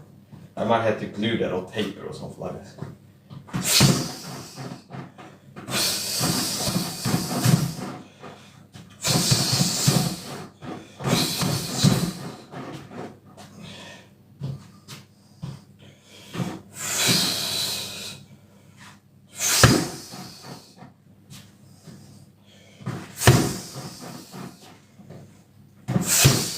You know, if I'm setting up a hand fist, I'm not like hitting like this, because if I hit with my wrist to this part of the cranium, like the edge of his cranium, the top of the forehead, kind of here, the border between the forehead and the cranium, like the top of the head, here with the wrist, that's a way to mess up my hand, okay? Or even like here with like under the knuckle, even the knuckle. So if I'm throwing an elbow strike, I want to connect.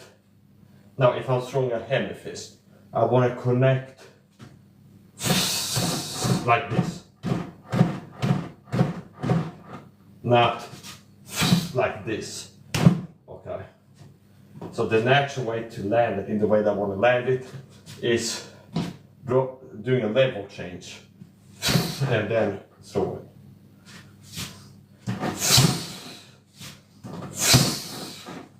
We'll move this out.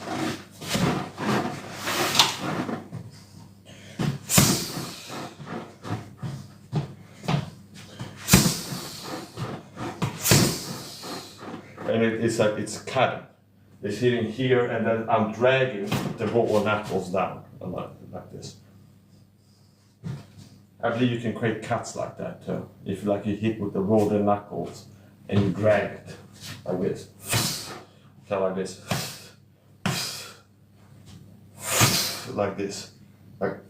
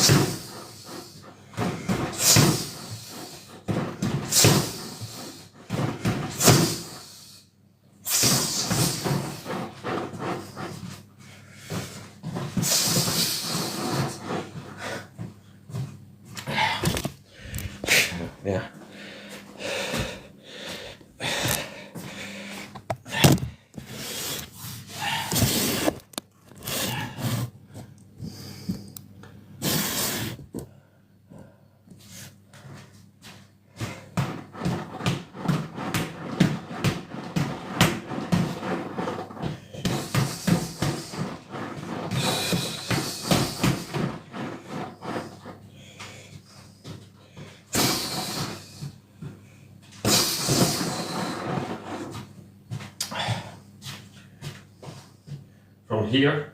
A lot of times, how I launch things is by like bouncing. There's like here, if I end up here,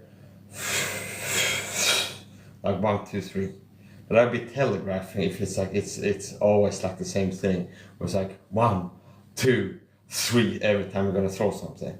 But it's kind of like here, bang, bang. See, it's I end up doing it like this,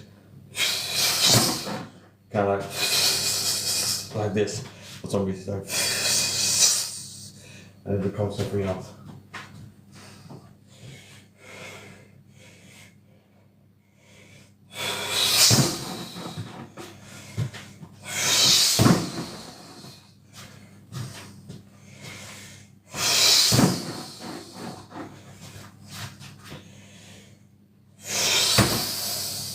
Now I can set it up like this. I can do it like this, here.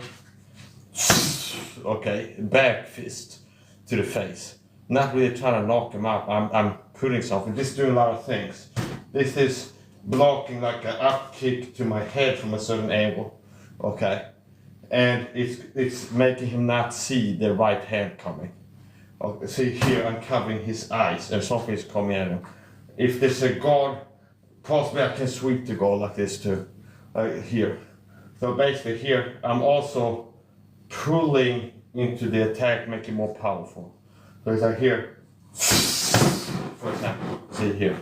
It can be here, see here. Okay, only this, throw more. See, but I throw this. Maybe if there's a hand here, I can sweep that hand and at the same time throw this, or here. The arm is not that strong sideways. Like,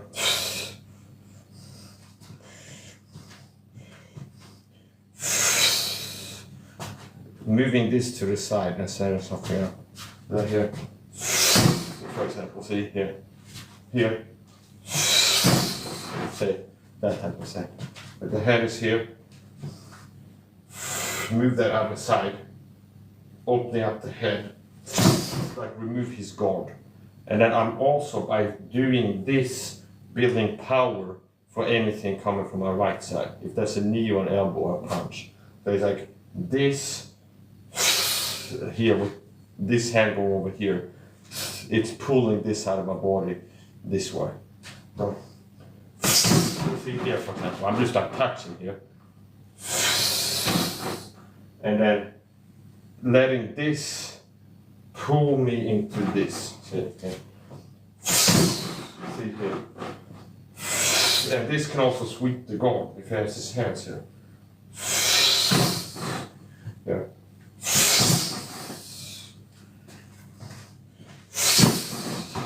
So I feel like this type of knee, I've been getting better at it.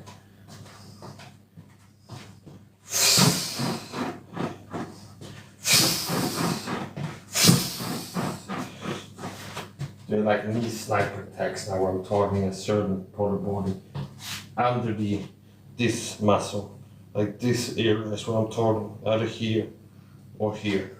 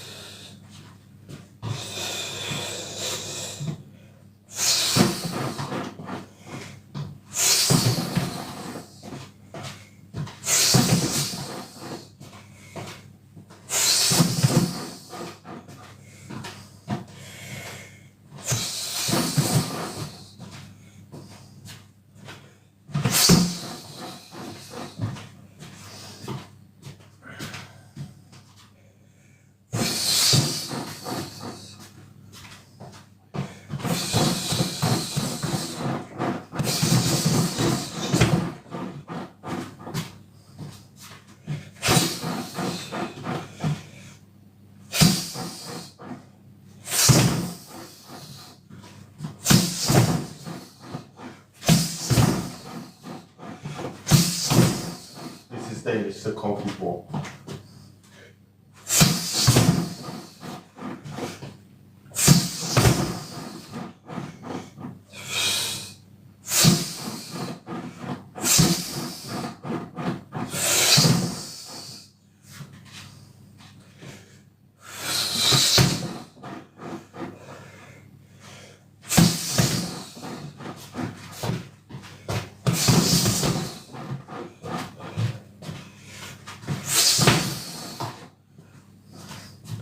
Yeah.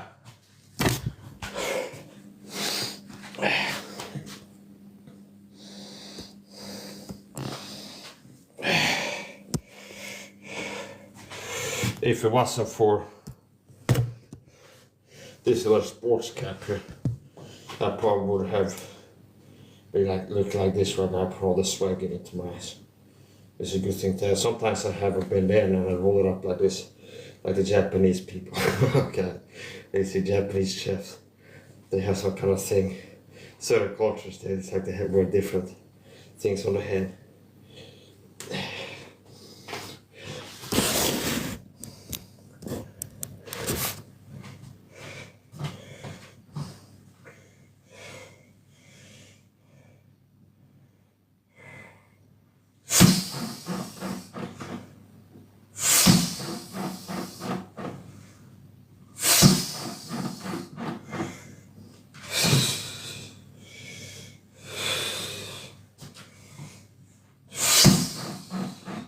I like to break things down into parts, divide into parts, and then sequencing it.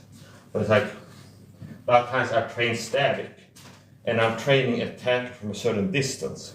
Whereas like in a real fight, I've been trying to get into that distance, and it's like my brain knows at this distance is when I throw this combo, something like this. So it's like I'm not gonna be throwing punches to the head at this distance. So I'm training for when I'm this close to the guy's head is when I'm throwing punches. Okay. So it's like, it might start at this distance, moving in, getting to a certain range, then my brain knows from training, it's like the jaw is here, this is the distance, first punch, bang, 2, 3, 4, for example. Okay. So it's like dividing it, and it's not, sometimes I flow more with it. It's like I'm circling, moving in and out and things like this. But a lot of times how I train is like get a certain distance here and then practice a certain way of attacking from this position. Like bang, bang, bang, bang. Maybe change a little bit. Like from here, bang, bang, bang, bang. Like at some position, a human head ends up being here. It's like I practice going from here to here, for example. Understand? I mean, it's like I've been training, like if a head is here, I have experience, like if a human is standing there, my head is here. I've trained doing this, for example, or this, or grabbing the neck here and doing this. So, not everything has to be moving in, out, up, down, things like this. A lot of times I end up training just standing at a certain distance and then attack a different way from this distance. Maybe change a little bit from here, and it's like, well, okay, now it becomes a hook to the solar plexus from this position, for example. Here. What else can I do?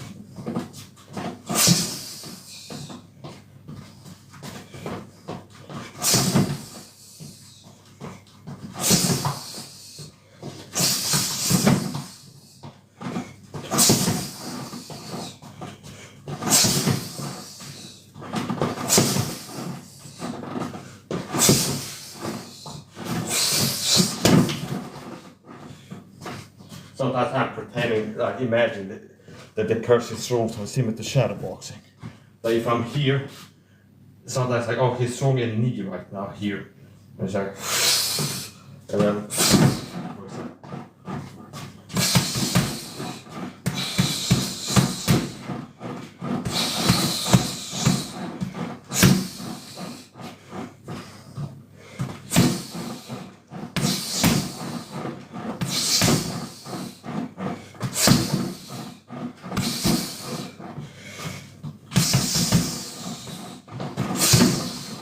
it's a Superman punch, and it hurt my wrist a little bit.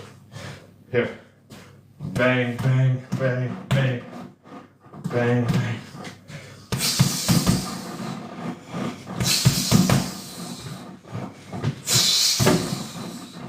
There, and it can also be a flying elbow. If I can get my hand here, I can pull myself into his head, and I pull the head into my attack. Here.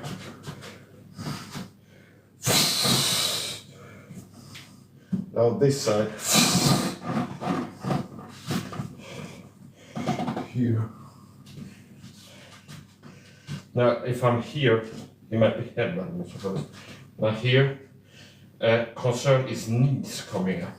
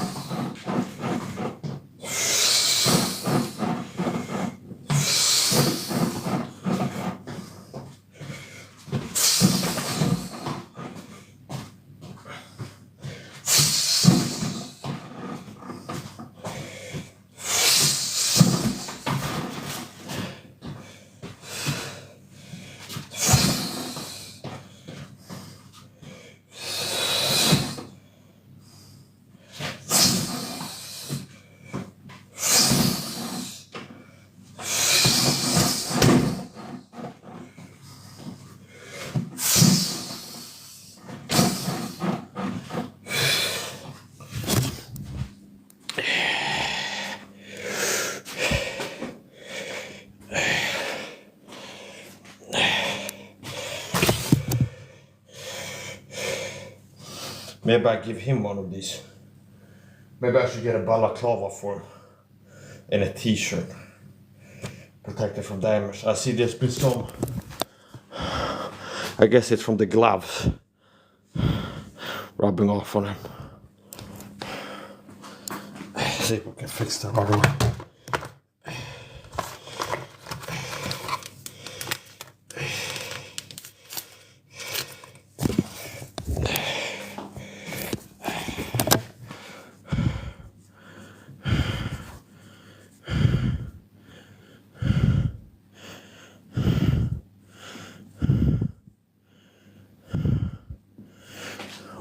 Well, I'll get to it later. Use a sponge and soap maybe.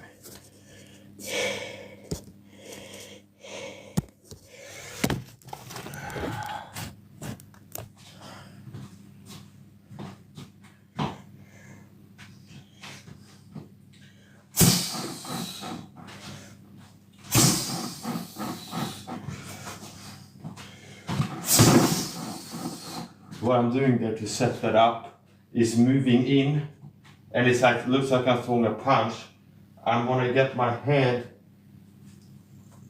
behind his shoulder or neck, like here, and then I'm pulling myself into the attack. Okay, here, here. It can be more secure if I can wrap it around more, but like just having the hand here, like here. Oh, fuck him up. Here.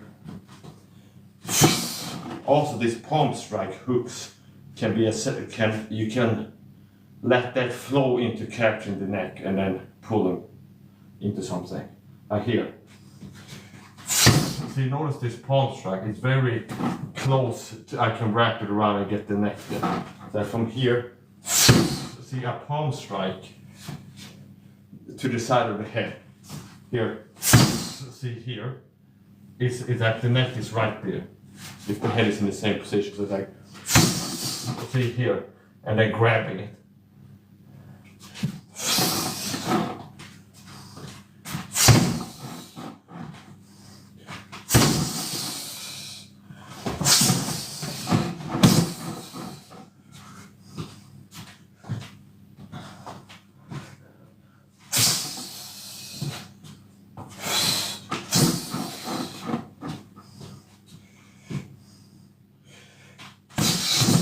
That's a 1-2 left punch, left elbow strike.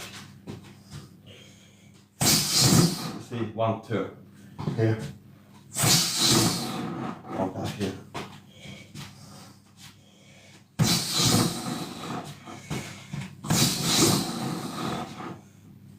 Surprise white, okay. Where it's like from here.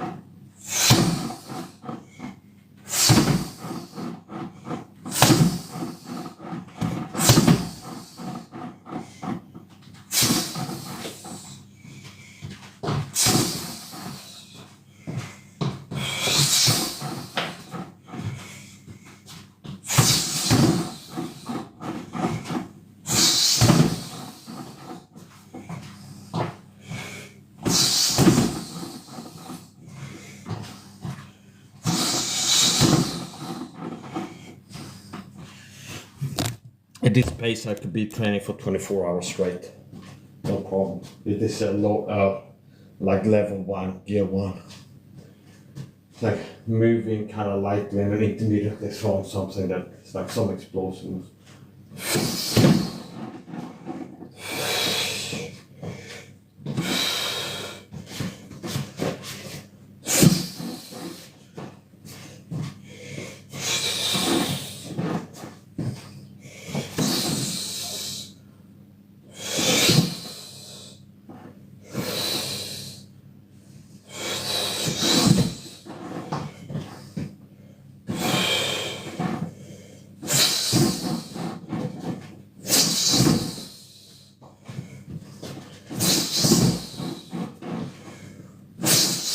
This is mostly just to cut them up here.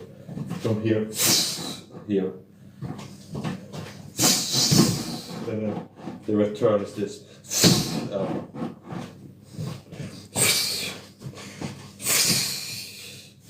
It's not elbow, I like to call this the uppercut elbow. Here, here.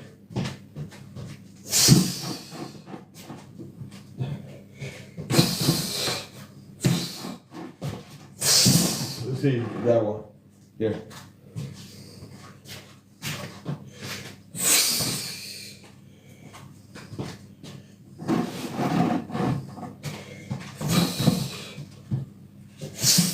See here.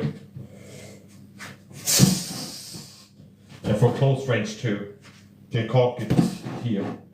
This is very powerful if you do it right. Especially if you combine it, it's like the same dynamics, basics as everything. Like I punch, this punch squared up can hurt. Now if I go from here, the same punch can hurt more. And then if I add on top of that, meaning here, basic, like standing squared up like this, that can hurt.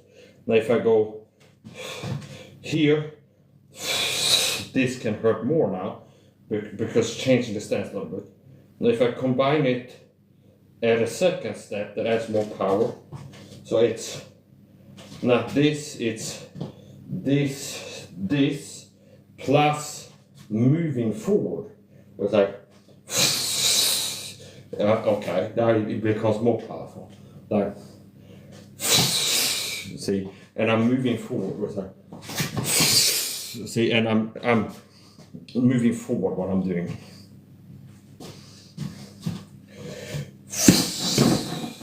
Double reverse elbow strike here.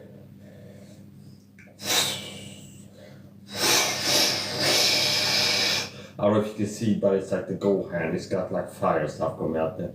Here.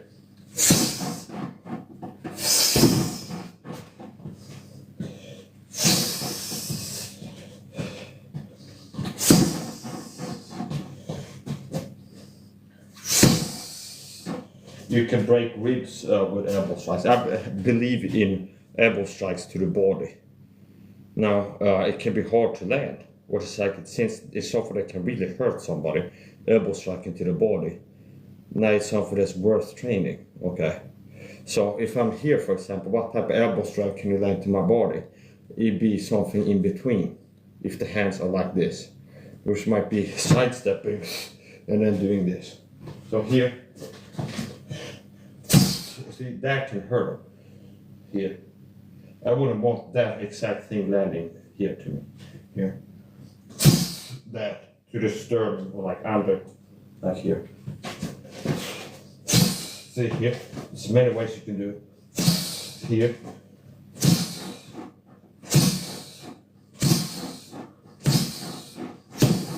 Here, this is open.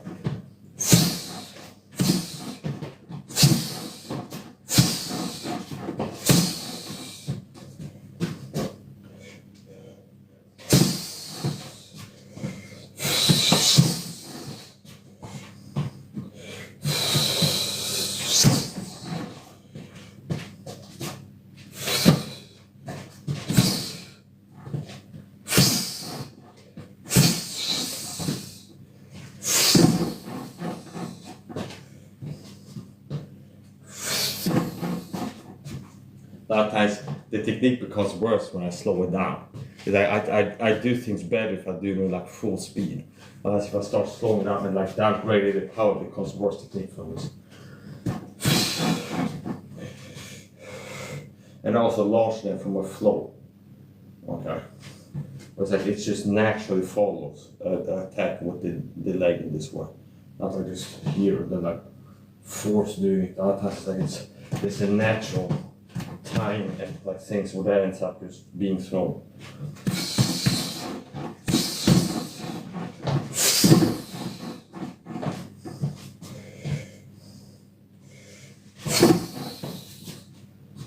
Some of the knee cells from before were hurting my knees a little bit.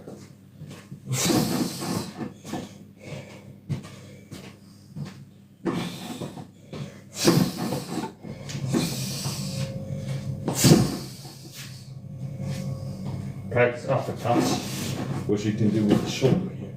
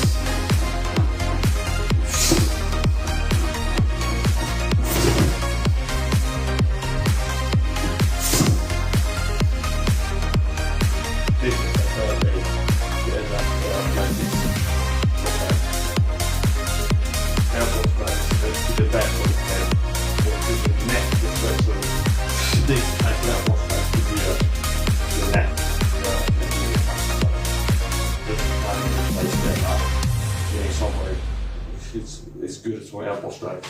Ending up having your back like this, right here, for example, here, or right here.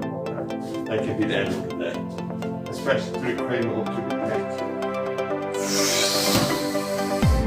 And this is a great end the spine.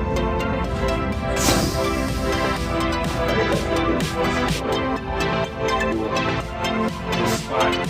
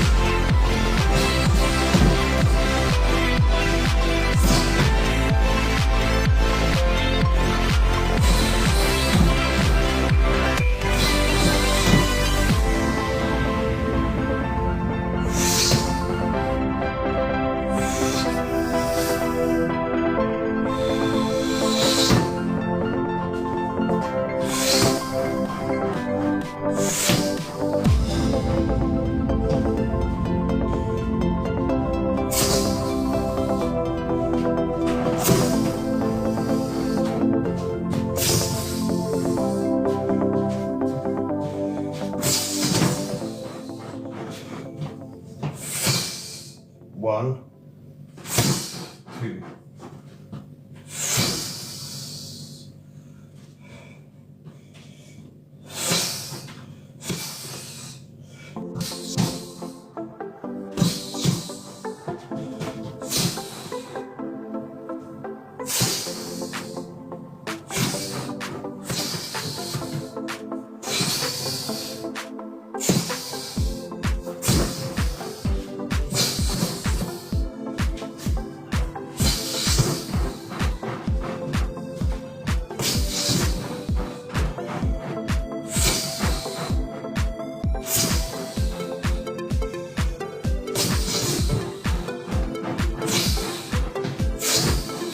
The distance can increase that the first here. The head might be further away, but we step into that.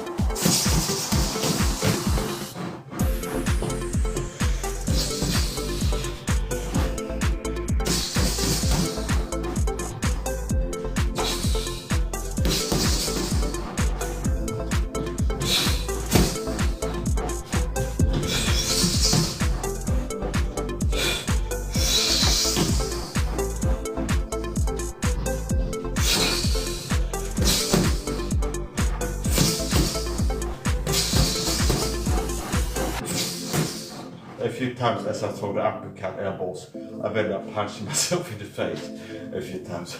Like it's like you go here and I'm punching myself in the face. I'm doing it like this. Okay.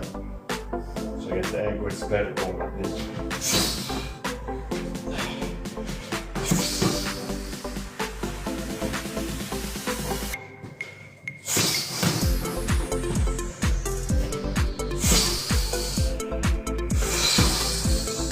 There's a 1-2 elbow strike combo. First uppercut here, and then this.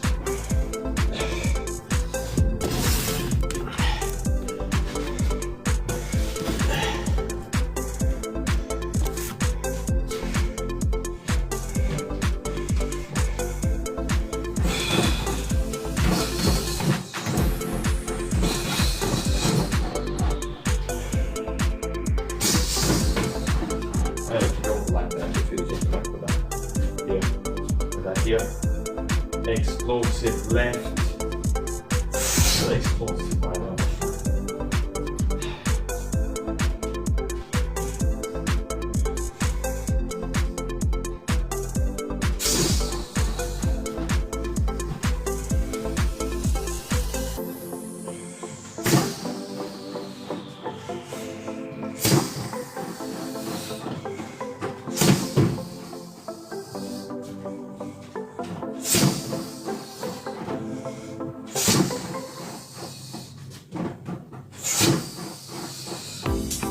This is a power zone for elbows.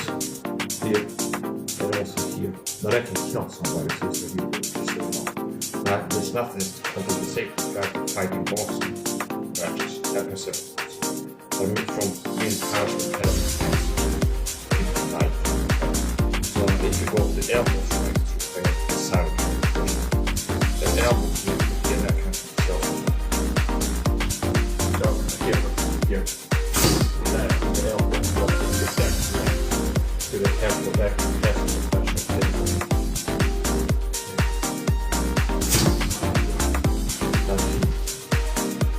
this here.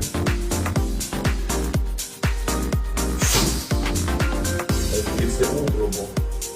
We can break the overall. Elbow strike are good at opening up the skin and creating bleeding. Try to see a lot of what you can watch my tight fights. The elbow strike will go cut out yourself will be bleeding or cut.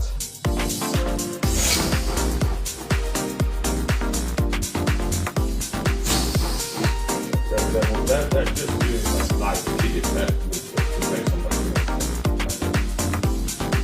like this. That could be enough to break somebody. This can be easy to it has like the fight if you can pretend to fight in one time or something. I've never done it, I practice, but I think about to walk more time. But then I just walk up to the guy, it's just a way to walk up to him like this. That'd be like, okay, here, okay, let you get this close and just keep standing like this, okay.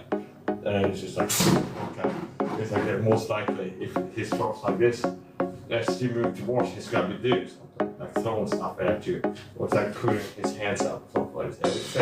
Defensive action is gonna be initiated. So,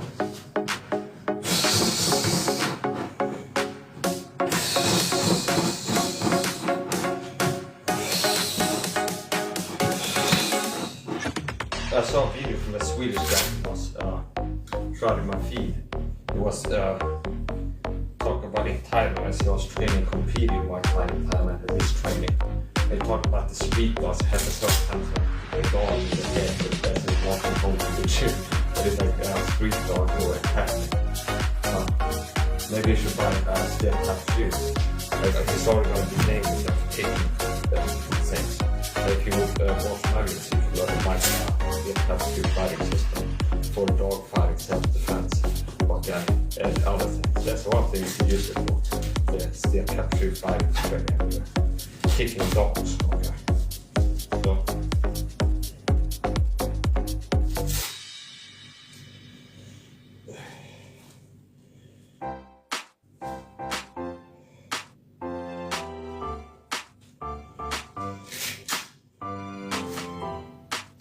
So. And there's a little bit of like abrasions, like the skin is a little bit roughed up, and there's no bleeding. Which it would have been if I would have been doing everything I've been doing with wraps and gloves. I will do some bare knuckle now.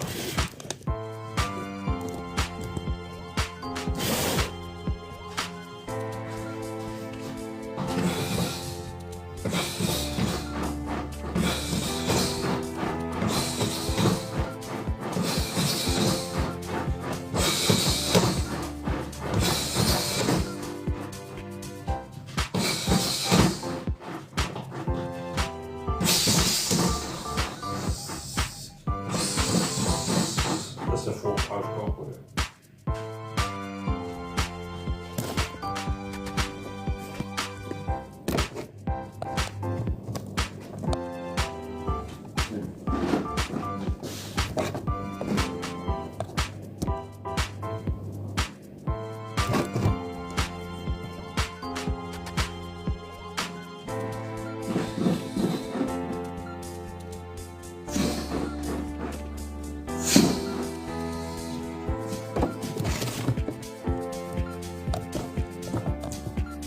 Så här som du sport stuff and training stuff with this level format. Right here. Right here. And I spam punches there. There's bang, bang, bang, bang. It's an advantage to be able to like speed in punch. There's that en gång bil. Okay, there's some powers in this whole thing. Meaning the hardest punch ever. The misses does nothing for the person. You need to see. Because like accuracy is more important than power. Because like, if I throw something really hard, like this, then I miss. But like if I would be down here and hit here, I can do something. But like a really hard punch, the misses does nothing on that forward. And it gets you out of position and it can hurt you. So a punch that connects, that is doing something. It's delivering force to the head, it's shaking the brain a little bit, it's something connecting, okay? It's doing something. So this landing is better than this missing, okay? Then, which I did on purpose. So here, this is doing something. See here, and I'm like vibrating this head more than throwing it down to this side here. I'm spamming, pumping him. And then I'm feeling into the treatment. Here. Then you can go here, kind of like this, without full rotation, but kind of like this.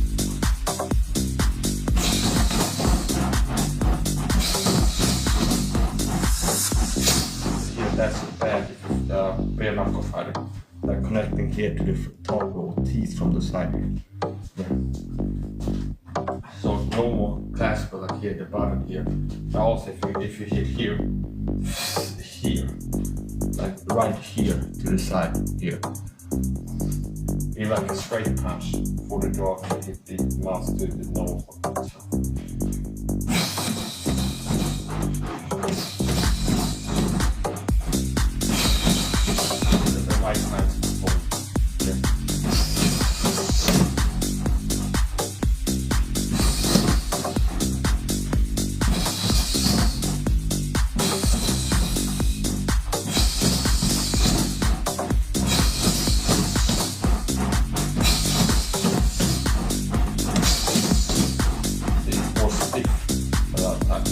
It becomes more stiff, the bare knuckle.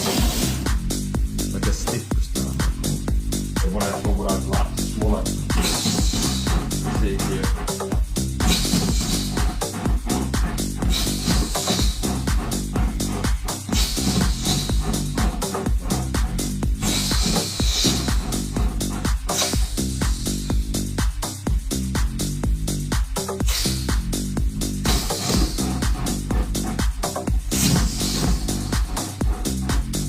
I read this wrong apples, right?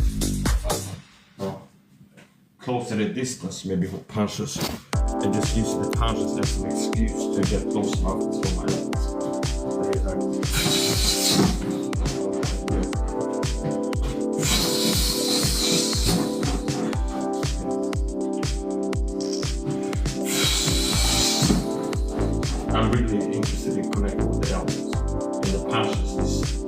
like helping me using the punches towards me or whatever else. Okay, that's the goal. Like being able to deliver my elbows.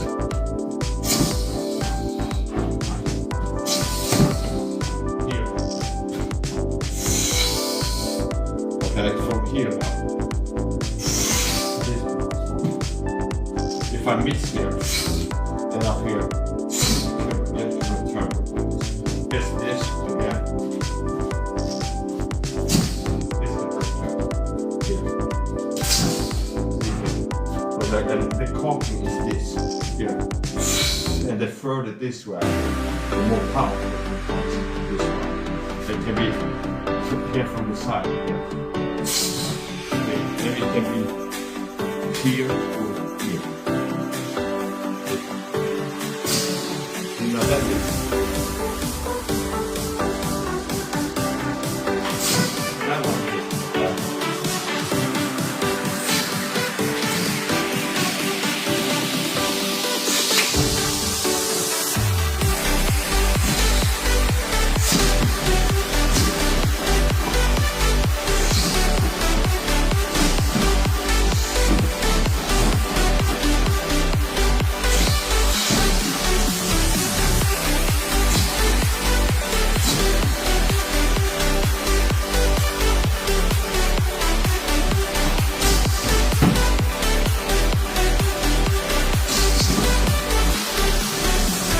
What I'm covering is the parts I'm kind of working, where I'm kind of connecting my elbows, and that's kind of what I end up counting.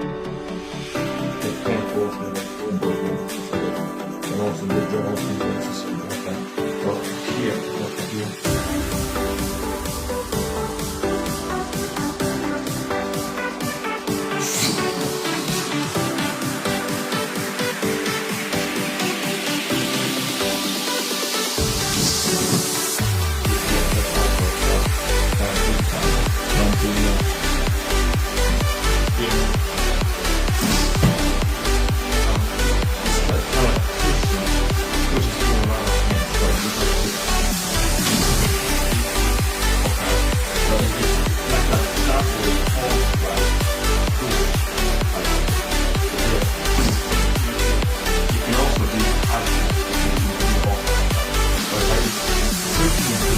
Relieving force there.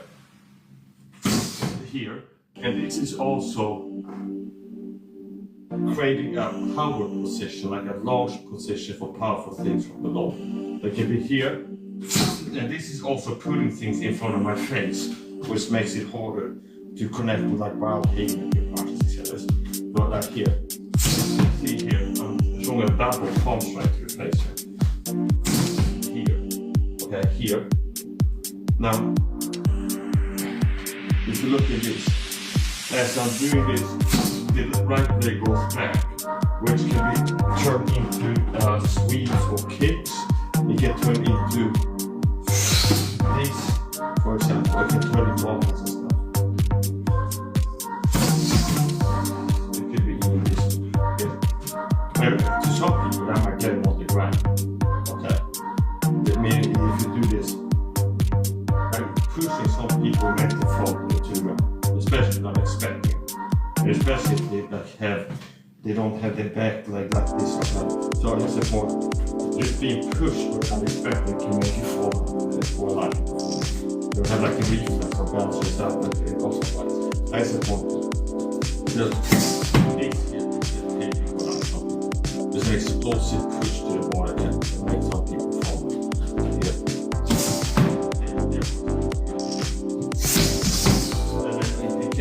To get them off balance, they're getting busy, something's happening, and then all of a sudden something else has happened. So here's the point. Right here. Okay. Now that can be the end of that twist that connects. But first here. And then there's something powerful there. So I like to practice techniques that will set tension to end the fight with this one thing. Meaning, like get good at this one thing that if you land this, it could end the person, like end the fight. For example, an elbow strike anywhere to the head that's powerful can really mess up with you. Okay? But it's not as much of a concern as with punches. Like from bare knuckle punches, I've been more concerned about where to connect with my punch and not really trying to hit that hole. Okay? But like small peeling there. But with the elbow strikes, I can feel it about as hard as I want.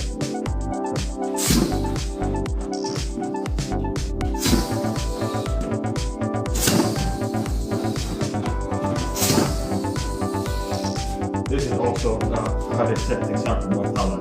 They put a head in front of it, which makes it harder to see what's coming. The punches don't, it's a box expression. The punches don't see coming the most.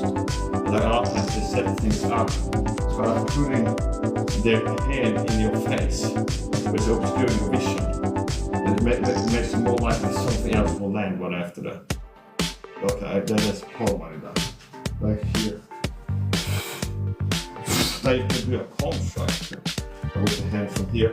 See? Which is the best of both worlds with both things. It's like putting something coming at the hand in obscuring vision. And it's also delivering energy. From here. See? Yeah, a palm strike, step in palm strike. From here. And then build into roll into the power right here. Instead of just putting it, it's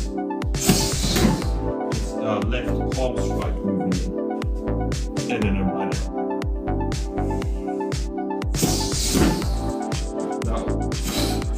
Now, icons are also for street fighting something that can happen inadvertently, and it's not for the people who can go purpose. Okay. The one way to palm well, I'm not going to use it. There's ways to like a sniper. It's like you have the finger and you're like going for putting this one finger down one eye, like sniper attacks. Now, there's also like the shotgun attack where I throw my whole hand at that and it's all my fingers. So the nose can actually help, like rather than like turn on. Look for your eye at the time. It's like I'm throwing this at your face. And if you look at my fingers, well, I'm not catching it. It's like, okay, if I hit one of the fingers, right on the nose, it's gonna start the same way. Okay? But it's like, if you do this, notice that it naturally, my fingers are right on both eyes. Yeah. So it's like, this is like, like icon. So if you go here, see, I'm not doing this, it's just like I'm just moving you forward. And both my fingers are guiding both of my eyes, okay? Like it's here, it's the same. Here, it's the same. So it's like doing this just at the nose, like simple. Just aiming for the nose. See? And then let the nose do the job and separate between the other with your eyes. That's something that this is real learning matter. In the UFC, some people complain about guys doing eye codes on purpose, like John Jones is doing this or that. Or like purposely eye codes and opponents. That part of it is the gloves that they use. Then that kind of keeps your hand open. And it takes like more willpower to like keep your fists. Okay, keep your hand fixed. So these gloves, let's see how they are. Just relax in my hand.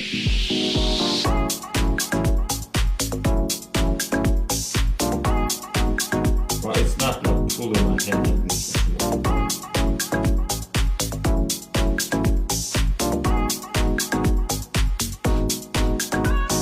Yeah, it's not really hard to have my hand stay still. So, hard is to use signals of where they can be kind of make it harder for your hand to get accountability to offer them to use things like, and they said no. That was not a couple of decisions. I don't like this.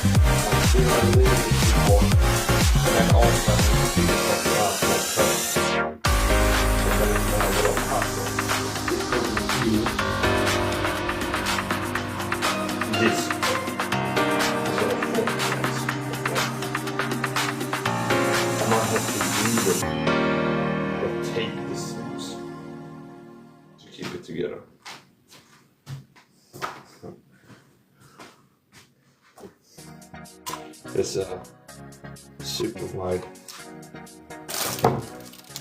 There's black duct tape. It's made of ducks. It has to be a lot. Duct tape. If you want about the fibers on duct tape. So it's made of ducks. That's what it's called duct tape. D-U-C-K. No, it's actually called duct. D-U-C-T. Which means it's used for like air ducts. Oh yeah. This guy,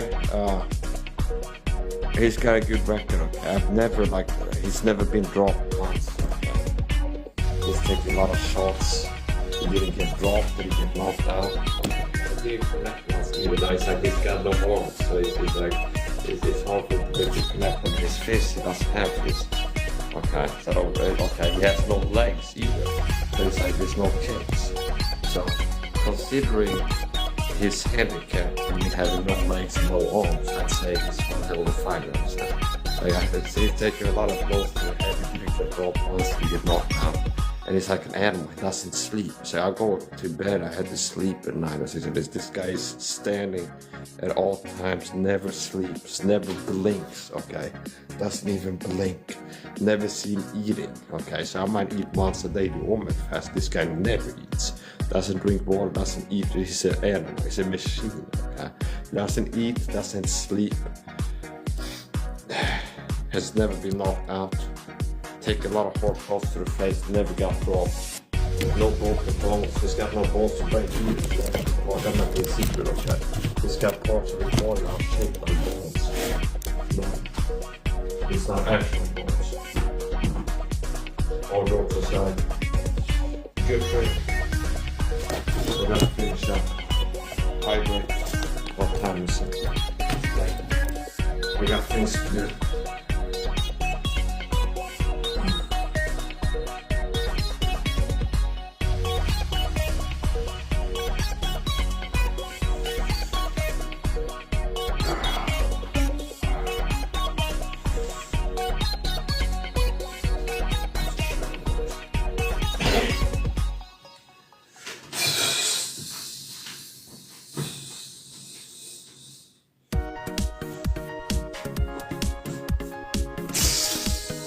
So here's what I'm doing.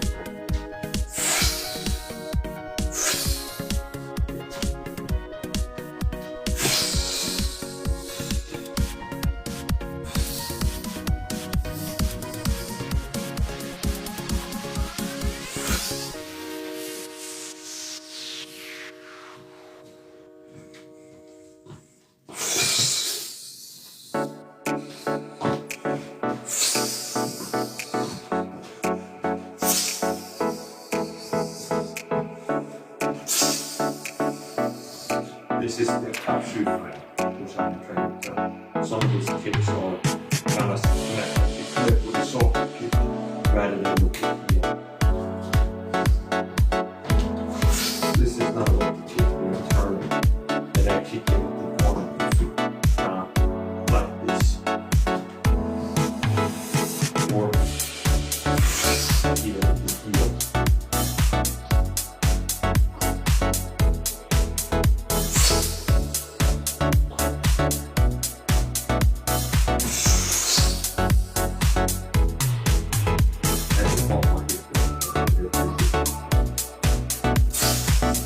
That will be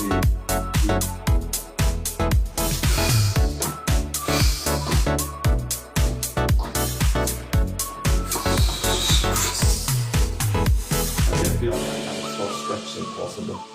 I have to do a lot of stretching with a leg stretcher. I had to get into it again.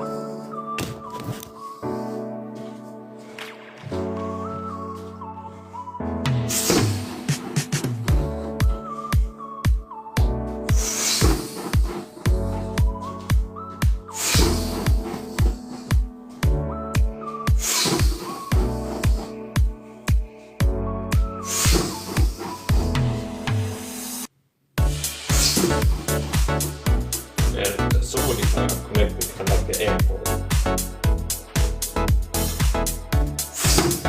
Yeah, that would be awesome.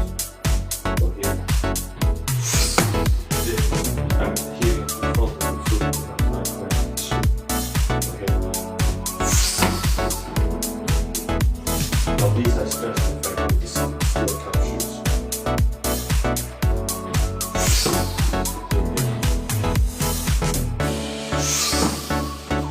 To the weak case, anyone.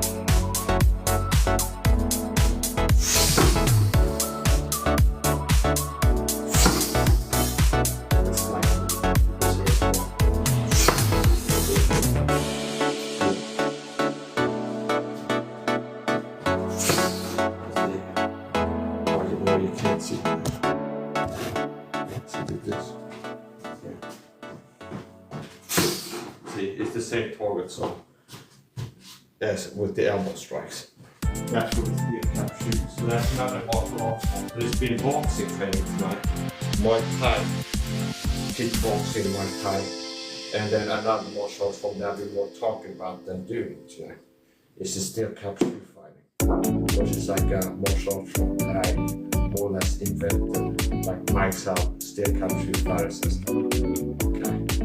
Meaning I got steel cap shoes, I figured out ways, combos, how to tackle them, how to do. So, steel cap shoe kicking, that's something often. Survival, launcher and stuff, fancy use of weapons.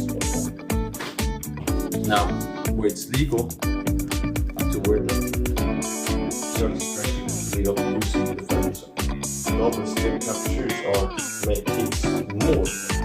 So somebody that can kick and generate force with the legs if they can steel cap shoes, and then learn that to train that as legal for street fighting. So, especially if like in the street there's a dog shop, which is fighting places, or like it's a pack of dogs and tackles, but kick off steel cap shoes is more likely to raise the dog, or it's like break his head or like really fucking dog. So for a dog self-defense, if it's serious, kicking in steel cap shoes is more effective than kicking what you do, and it's less dangerous because the dog is trained to connect with its teeth to anything, the closest thing to its mouth. This is dogs how dogs fight. So dogs are like the thing that's closest to its mouth is what it goes for. But if your hand is going towards it, it's like that. The closest thing you can connect with its mouth, and that's how it fights. So its dog is coming back like this. Now notice how it is here. That one is like an uppercut kick here. Like you were kicking to a groin over here or something like that. This. And it can kick, it can hit the here. Like this is how a dog stands. If the dog is here, see? Here. Okay.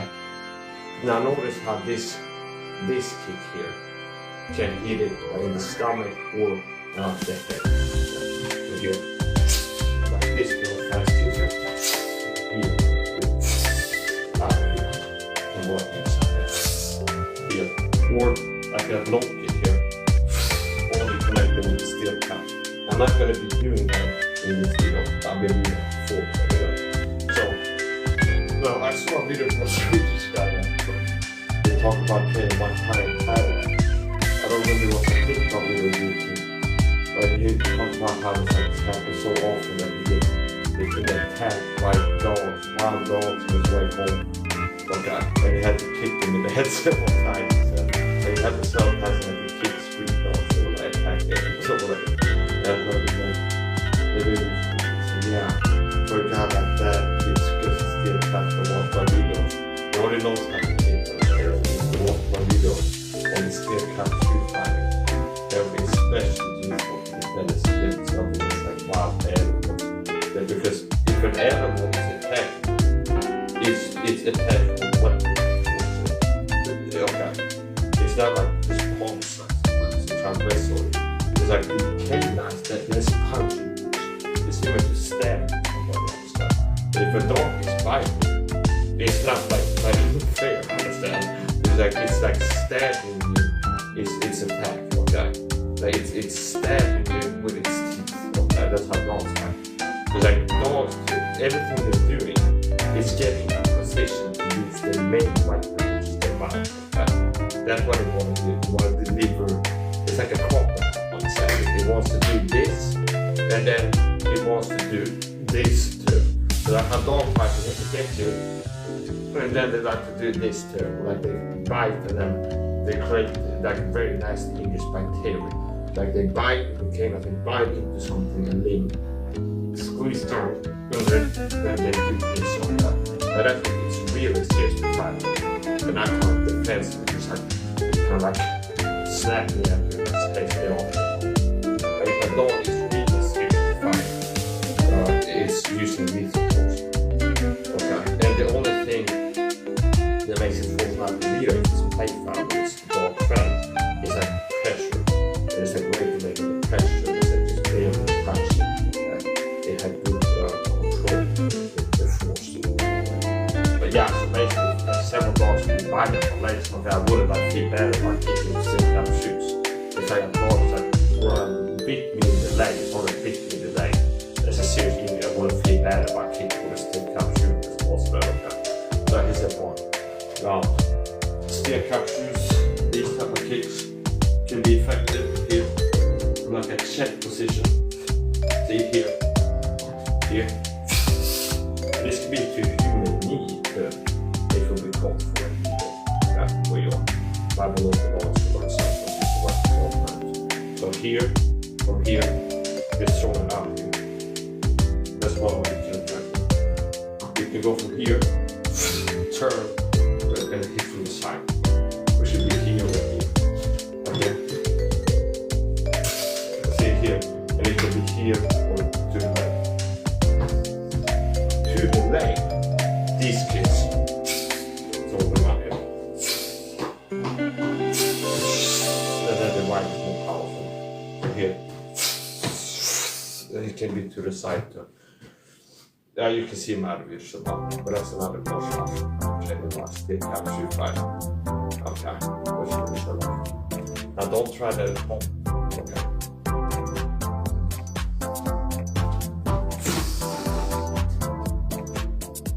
So sometimes when I train, I'm using my sports shoes, sports flip-flops here. But I'm throwing kicks as if I was wearing the steel cap shoes. Because if I get into street fight, I'm gonna have those on. Because I'm like a head using steel cap shoes. Weird every time I train steel cap kicks.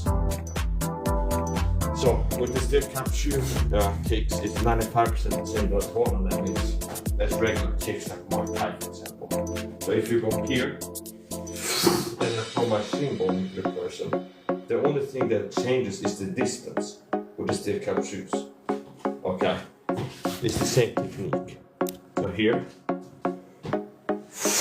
you see here, that's the shin bone hitting the shin bone. If I change the distance, the same way with my body, I'm dealing with the foot.